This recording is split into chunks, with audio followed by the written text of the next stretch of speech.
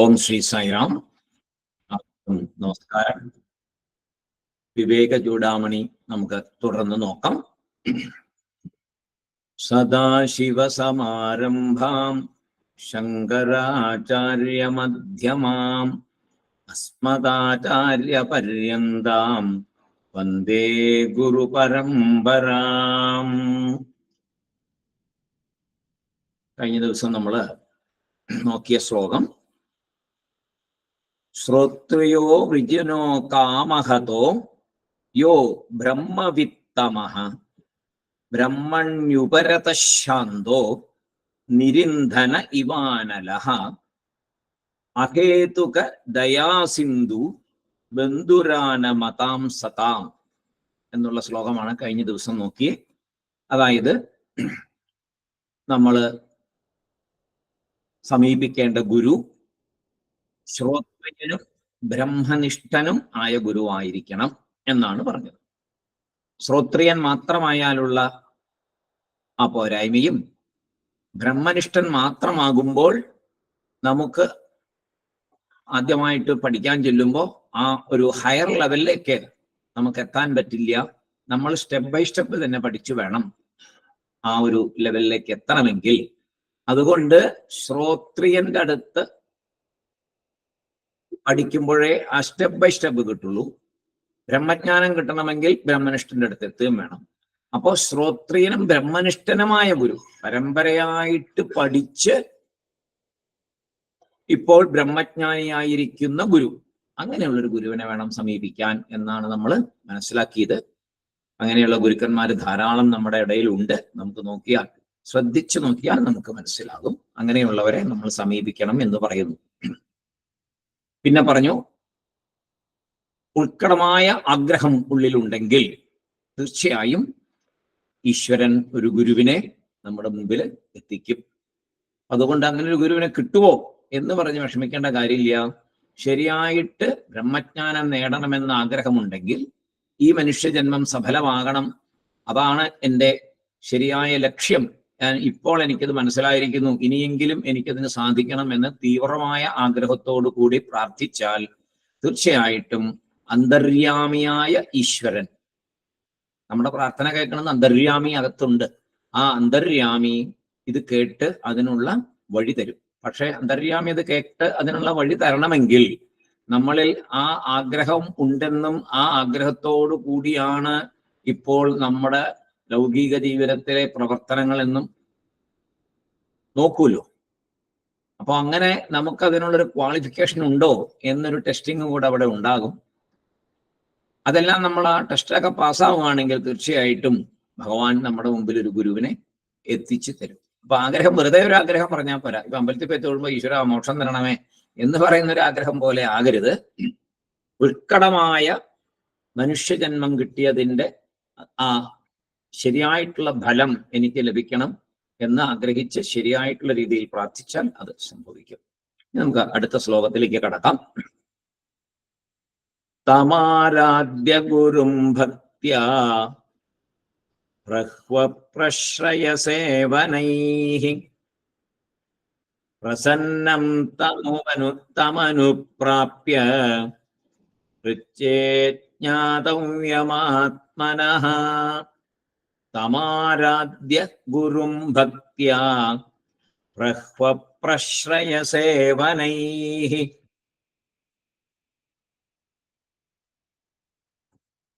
പ്രസന്നം തമനുപ്രാപ്യ ജ്ഞാതവ്യമാത്മനഃ. ഗുരുവിനെ സമീപിച്ച് പിന്നെ എന്താണ്, എങ്ങനെയാണ് മുന്നോട്ട് പോകണ്ടേ എന്നുള്ളതാണ് ഇവിടെ പറയുന്നത്. അതായത് ശിഷ്യൻ ഏത് ഭാവനയോടെ ഗുരുവിനെ സമീപിക്കണം, അതിന് വളരെയധികം പ്രാധാന്യമുണ്ട്. ഒരു നേരത്തെ പറഞ്ഞ രീതിയിൽ ഒരു ഗുരുവിനെ പ്രാപിക്കുമ്പോൾ ഏത് ഭാവനയായിരിക്കണം നമ്മുടെ ഉള്ളില്, ഒരു ശിഷ്യന്റെ ഉള്ളില് എന്തായിരിക്കണം ഭാവന? നമ്മൾ ഗുരുവിന്റെ ലക്ഷണം നമ്മൾ കണ്ടു, ശിഷ്യന്റെ ലക്ഷണവും കണ്ടു. ആദ്യം ശിഷ്യന്റെ ലക്ഷണങ്ങളാണ് കണ്ടത്, പിന്നീട് ഗുരുവിന്റെ ശരിയായിട്ടൊരു ഗുരു എങ്ങനെ ഇരിക്കണം എന്നുള്ളതും നമ്മൾ കണ്ടു. ഇനി ഈ ശിഷ്യൻ എങ്ങനെ ഗുരുവിനെ സമീപിക്കണം എന്ന് പറയുന്നുണ്ട്. എങ്ങനെയാണ് ശിഷ്യൻ ഗുരുവിനെ സമീപിക്കേണ്ടത്? ഇതിലേറ്റവും പ്രധാനമായിട്ട് പറയുന്നത് വിനയമാണ്. ഏറ്റവും പ്രധാന ഗുണം ഒരു ശിഷ്യനിൽ കാണേണ്ടത് വിനയം ആണ്. ഇന്ന് സമൂഹത്തിൽ വളരെ ഇല്ല എന്ന് തന്നെ പറയാം. വിനയം ആരുടെ കയ്യിലും ഇല്ല. ഇനി എവിടെയെങ്കിലും ഒരു വിനയം കാണിക്കുന്നുണ്ടെങ്കിൽ അതെന്തെങ്കിലും ഒരു നേട്ടത്തിന് വേണ്ടിയിട്ടായിരിക്കണം. സാധാരണ നിനക്കിപ്പൊ കണ്ടുകൊണ്ടിരിക്കുന്നതാണ്. ഇപ്പോഴത്തെ ഇടയിൽ കാണുന്നത് ഒരു വിനയം കാണിക്കുമെന്നോ എങ്കിൽ തീർച്ചയാക്കാം എന്തോ ഒരു ലാഭേച്ഛ ഉള്ളിലുണ്ട്. അല്ലാതെ ആത്മാർത്ഥമായിട്ടുള്ള ഒരു വിനയം ആരിലും ഇപ്പോ കാണുന്നില്ല എന്നുള്ളൊരു വളരെ സത്യമായൊരു കാര്യമാണ്. അപ്പൊ നമ്മള് അത് ശീലിക്കാൻ നല്ല ബുദ്ധിമുട്ടാണ്, വിനയം ശീലിക്കാൻ. എന്താ വെച്ചാൽ നമ്മൾ അറിയാതെ തന്നെ നമ്മുടെ അഹങ്കാരം പുറത്തേക്ക് വരും. ഇപ്പൊ സ്വാമിയും പറയുന്നുണ്ട് എപ്പോഴും ഏറ്റവും വിനയാന്വിതനായിരിക്കണം. അങ്ങനെ ഒരാൾക്ക് ഏറ്റവും അറിവ് നേടാൻ സാധിക്കും. കാരണം ഒരു ഒഴിഞ്ഞ പാത്രത്തിലെ പാല് നിറയ്ക്കാൻ പറ്റുള്ളൂ, തേന് നിറയ്ക്കാൻ പറ്റുള്ളൂ, അമൃത് നിറയ്ക്കാൻ പറ്റുള്ളൂ. നിറഞ്ഞ പാത്രത്തിൽ എന്തെങ്കിലും നിറയ്ക്കാൻ പറ്റുമോ? പറ്റില്ല. അപ്പൊ ഒഴിഞ്ഞ പാത്രമായിരിക്കണം. അതാണ് വിനയം കൊണ്ട് ഉദ്ദേശിക്കുന്നത്. എന്തും റിസീവ് ചെയ്യാനുള്ളൊരു മനസ്സുണ്ടായിരിക്കണം. അപ്പൊ ഒരു എളിമ വേണം. വിനയാന്വിതനായിരിക്കണം. വിനയത്തിന് അത്രയും പ്രാധാന്യമുണ്ട്. നമുക്കൊന്ന് ടെസ്റ്റ് ചെയ്ത് നോക്കിയാൽ സ്വയം നമ്മൾ അങ്ങനെ ആകും. നമ്മളൊന്ന് പരീക്ഷിച്ച് നോക്കണം. അപ്പൊ നമ്മൾ അങ്ങനെയാകും. അല്ലെങ്കിൽ നമ്മൾ അങ്ങനെ ആവില്ല. പരീക്ഷിച്ച് നോക്കുക എന്ന് പറഞ്ഞാൽ നല്ല ഒരു വിദ്വാനായ, നല്ലൊരു പണ്ഡിതനായ, നല്ലൊരു ആചാര്യനെ കണ്ടു കഴിയുമ്പോൾ 2 or 3 പ്രാവശ്യം കാണുമ്പോൾ ശരിയായിട്ട് ഉള്ളിന്റെ ഉള്ളിൽ നിന്ന് ശരിയായിട്ടുള്ള വിനയത്തോടു കൂടി അദ്ദേഹത്തെ ഒന്ന് നമസ്കരിക്കുകയോ, ഒന്ന് നമസ്കാരം പറയുകയോ, ഒന്ന് കുമ്പിടുകയോ ചെയ്താൽ ആ പണ്ഡിതനായ അല്ലെങ്കിൽ പറഞ്ഞ ജ്ഞാനിയായ അദ്ദേഹത്തിന്റെ ആ സാമീപ്യത്തിൽ തന്നെ നമുക്ക് ഒരു ഉണർവ്, നമ്മുടെ ഉള്ളിൽ ഒരു എന്തെങ്കിലും ഒരു വൈബ്രേഷൻ നമ്മളിൽ ഉണ്ടാകും എന്നുള്ളത് ഉറപ്പാണ്. അങ്ങനെ പരീക്ഷിച്ച് നോക്കി അറിയാം. തത്സമയം അദ്ദേഹം നമ്മളെ നോക്കി ഒന്ന് പുഞ്ചിരിക്കുകയും ആ പുഞ്ചിരിയിൽ അതിൽ കൂടി തന്നെ നമുക്ക് വേണ്ട ഊർജം വരികയും ചെയ്യും. പിന്നെ അത് വളർന്നു വരും. ഇത് നമുക്ക് അനുഭവിച്ചറിയാവുന്ന ഒരു കാര്യമാണ്. എല്ലാ തരത്തിലും നമുക്ക് അങ്ങനെ ഓരോരുത്തരോടും ആ വിനയം കൊണ്ട് എന്താണ് ഉണ്ടാവുന്നത് എന്ന് നമുക്ക് കണ്ടുപിടിക്കാൻ സാധിക്കും. ഓരോ വ്യക്തികളോടും പെരുമാറുമ്പോൾ 2 തരത്തിലും നമുക്ക് അറിയാം.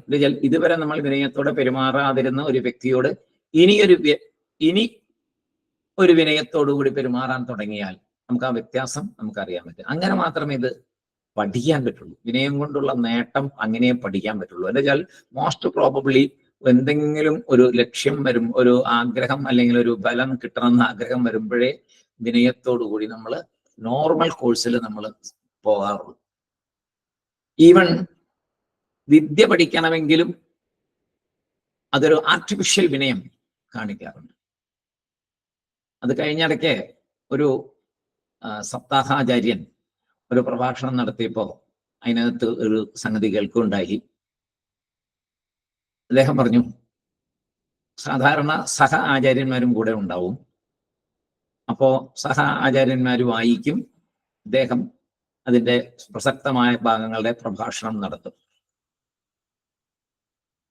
അത് കഴിഞ്ഞ് ഈ വായന കഴിഞ്ഞ് ഇദ്ദേഹം പ്രഭാഷണം നടത്തുമ്പോൾ ഈ മുകളിൽ വായിച്ചിരുന്ന 2 പേര് അങ്ങനെ സ്ഥിരമായിട്ട് ആരെങ്കിലും മാറി മാറി കൂടെ ഉണ്ടായിരുന്നു. അവര് താഴെ പോയിരുന്ന് ദൂരെ നമുക്ക് കാണുന്ന ഡിസ്റ്റൻസിൽ താഴെ ഇരിപ്പുണ്ടാവും. എന്താ വെച്ചാൽ ഒരു മണിക്കൂറൊക്കെ പ്രഭാഷണം കാണും. അപ്പൊ അതിന് അത്ര സമയം അവർക്ക് വായിക്കേണ്ട, അവര് താഴെ ഉണ്ടാവും. അപ്പോ ഇദ്ദേഹം പറഞ്ഞ എന്താണെന്ന് വെച്ച് കഴിഞ്ഞാൽ, അവിടെ അവരിങ്ങനെ അങ്ങോട്ട് വർത്തമാനം പറയുന്ന കാണുമ്പോൾ എന്നെ പറ്റിയാണോ പറയണേ എന്നൊരു തോന്നല് സാമാന്യ നിലയ്ക്ക് ഉണ്ടാവുന്ന പറയണേ. കാരണം ഞാനും ആ ഒരു വഴി കടന്നു വന്നതാണല്ലോ. അപ്പം ഒരു സാധാരണ മനുഷ്യരുടെ ഒരു രീതി പറയാം. ഇതേപോലെ ആരുടെയോ കൂടെ വായിക്കാൻ പോയി, കുറെ കാലം വായിച്ച് നടന്നു. അപ്പൊ ആ ഗുരുനാഥൻ പ്രഭാഷണമൊക്കെ നടത്തുന്ന സമയത്ത് അതിനകത്തെ കുറ്റങ്ങളും കുറവുകളൊക്കെ താഴെ പോയിരുന്ന് ഇങ്ങനെ ഡിസ്കസ് ചെയ്യും 2 പേരും തമ്മിൽ. അപ്പൊ അത് ഞാൻ ആ വഴിക്ക് വന്നതാണ്.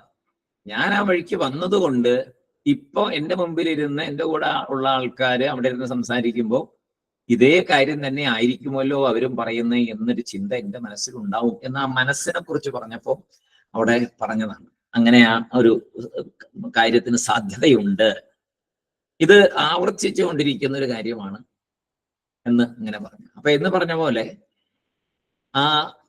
അപ്പോ അവിടെ ശരിയായിട്ടുള്ള ഒരു ഗുരുവിന്റെ അടുത്തുള്ള ഒരു സമീപനമല്ല അവിടെ കൂടെ ഉണ്ടായിരുന്നവർക്ക് ഉണ്ടായിരുന്നത്. അവര് ജസ്റ്റ് കൂടെ വരുന്നു, വായിക്കുന്നു, പോകുന്നു, അതിൽ നിന്ന് കുറെ മനസ്സിലാക്കുന്നു, പിന്നീട് സ്വയം വായനക്കാരായി മാറുന്നു, ആ ഒരു രീതിയാണ്.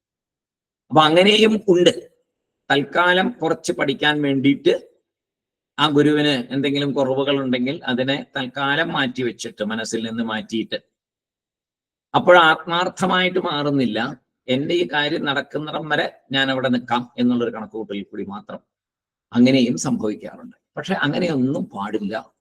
ശരിയായിട്ടുള്ള വിനയം നമ്മളിൽ ഉണ്ടാകണം, തനിയത് ഉണ്ടാകണം. അത് പ്രാക്ടീസ് ചെയ്ത് വരണം.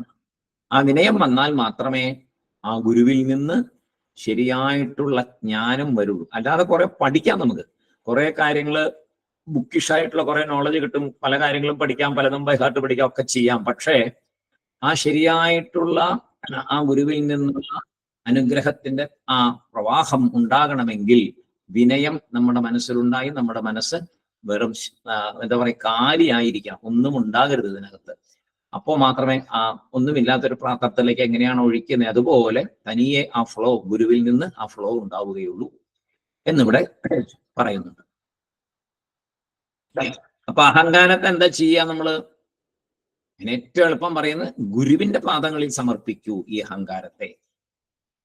ഭഗവാൻ എപ്പോഴും പറയുന്നതാണ്, നിങ്ങൾക്ക് എന്തെല്ലാം മോശമായിട്ടുള്ള എനിക്ക് സമർപ്പിക്കൂ, ഞാനത് നോക്കിക്കോളാം. ഭഗവാനെ എനിക്കിത് മാറ്റാൻ പറ്റുന്നില്ല, ഒരുപാട് ഞാൻ എത്ര ശ്രമിച്ചിട്ടും പറ്റുന്നില്ല, ഭഗവാൻ ഇതൊന്ന് മാറ്റിത്തരാമോ എന്ന് ചോദിച്ചാൽ തീർച്ചയായിട്ടും ഭഗവാൻ ഇത് കൈകാര്യം ചെയ്യും. പക്ഷെ അതങ്ങോട്ട് സമർപ്പിക്കണം, പൂർണ്ണമായിട്ടും സമർപ്പിക്കണം. എന്നാൽ മാത്രമേ അതങ്ങനെ പറ്റുള്ളൂ. അപ്പോൾ അതിനൊരു ആചാര്യൻ, മറന്നുപോയി, രമണ മഹർഷിയാണോ അതോ പരമഹംസരാണോ എന്നറിയില്ല, ഒരാൾ ഇതേമാതിരി വന്ന് പറഞ്ഞു, എൻ്റെ ഇതൊന്നും എനിക്ക് മാറ്റാൻ പറ്റുന്നില്ല, എൻ്റെ സ്വഭാവം എനിക്ക് മാറ്റാൻ പറ്റില്ല, എൻ്റെ മനസ്സിനെ എനിക്കൊന്നും ചെയ്യാൻ പറ്റുന്നില്ല എന്നൊക്കെ പറഞ്ഞപ്പോ ഗുരുനാഥൻ പറഞ്ഞു, കുഴപ്പമില്ല, മനസ്സിനെ എനിക്ക് തന്നിട്ട് പൊക്കോളൂ. അപ്പൊ ശരി എന്നും പറഞ്ഞു പോയി കഴിഞ്ഞ് പിന്നെയും വന്നു കഴിഞ്ഞ് എനിക്കത് പറ്റുന്നില്ല, ഞാൻ വിചാരിച്ച പോലെ എൻ്റെ മനസ്സിനെ നിയന്ത്രിക്കാൻ പറ്റുന്നില്ല എന്ന് പറഞ്ഞു. അപ്പൊ പറഞ്ഞു, അങ്ങനെയാ നിനക്ക് അങ്ങനെ നിയന്ത്രിക്കാൻ പറ്റാതെ വരണേ, ഇപ്പൊ നിന്റെ കയ്യിൽ ഇല്ലല്ലോ മനസ്സ്, നീ എനിക്ക് തന്നില്ലേ, പിന്നെ എങ്ങനെയാ നീ നിന്റെ മനസ്സിനെ നിയന്ത്രിക്കാൻ പറ്റുന്നില്ല എന്ന് പറയുന്നത്? അത് ശരിയല്ലല്ലോ. നമ്മളൊരു സ്ഥലം വേറൊരാൾക്ക് കൊടുത്താൽ പിന്നെ അത് ആരുടെയാണ്? ഒരു എന്തെങ്കിലും ഒരാൾക്ക് കൊടുത്താൽ പിന്നെ അതിന്റെ അവകാശം വെച്ചോണ്ടിരിക്കാൻ പാടുവോ? പാടില്ലല്ലോ. വേറൊരാൾക്ക് കൊടുത്താൽ പിന്നെ ആർക്കാണോ നമ്മൾ കൊടുത്തത്, ആരാണോ അത് റിസീവ് ചെയ്യുന്നത്, അയാൾക്കല്ലേ അതിന്റെ അധികാരം. പിന്നെ നിനക്കെന്ത് അധികാരം? നിന്റെ മനസ്സ് നീ എനിക്ക് സമർപ്പിച്ചില്ലേ, പിന്നെ നിനക്കെന്ത് അധികാരം മനസ്സിനെ നിയന്ത്രിക്കാനും മനസ്സിന്റെ കാര്യങ്ങൾ ആലോചിക്കാനും എന്ന് പറഞ്ഞു. അപ്പോ സമർപ്പണം പൂർണ്ണമായാലല്ലേ അത് പറ്റുള്ളൂ. സമർപ്പണം പൂർണ്ണമായാൽ പിന്നെ അവിടെ ഒന്നുമില്ല. ഞാൻ എൻ്റെ ഭഗവാന്റെ പാദത്തിൽ സമർപ്പിച്ചിരിക്കുന്നു എന്ന് പറഞ്ഞാൽ പിന്നെ അവിടെ രണ്ടാമതൊരു ചിന്ത പാടില്ല. പിന്നെ അവിടെ പ്രശ്നങ്ങൾ എന്നുള്ളൊരു സംഗതി ഇല്ല, അതിനെ ഒഴിവാക്കി വിടണം. ഞാൻ ഭഗവാൻ സമർപ്പിച്ചു കഴിഞ്ഞല്ലോ എന്ന ആ ഒരു ദൃഢവിശ്വാസത്തിൽ ഇരിക്കണം. അപ്പൊ ഭക്തിയുടെ കാര്യത്തിൽ നമ്മൾ പറയൂല്ലോ, പൂർണ്ണ സമർപ്പണം, പൂർണ്ണമായിട്ടും ഭഗവാന് സമർപ്പിക്കുക എന്ന് പറയുമ്പോൾ അങ്ങനെ തന്നെ ആയിരിക്കണം.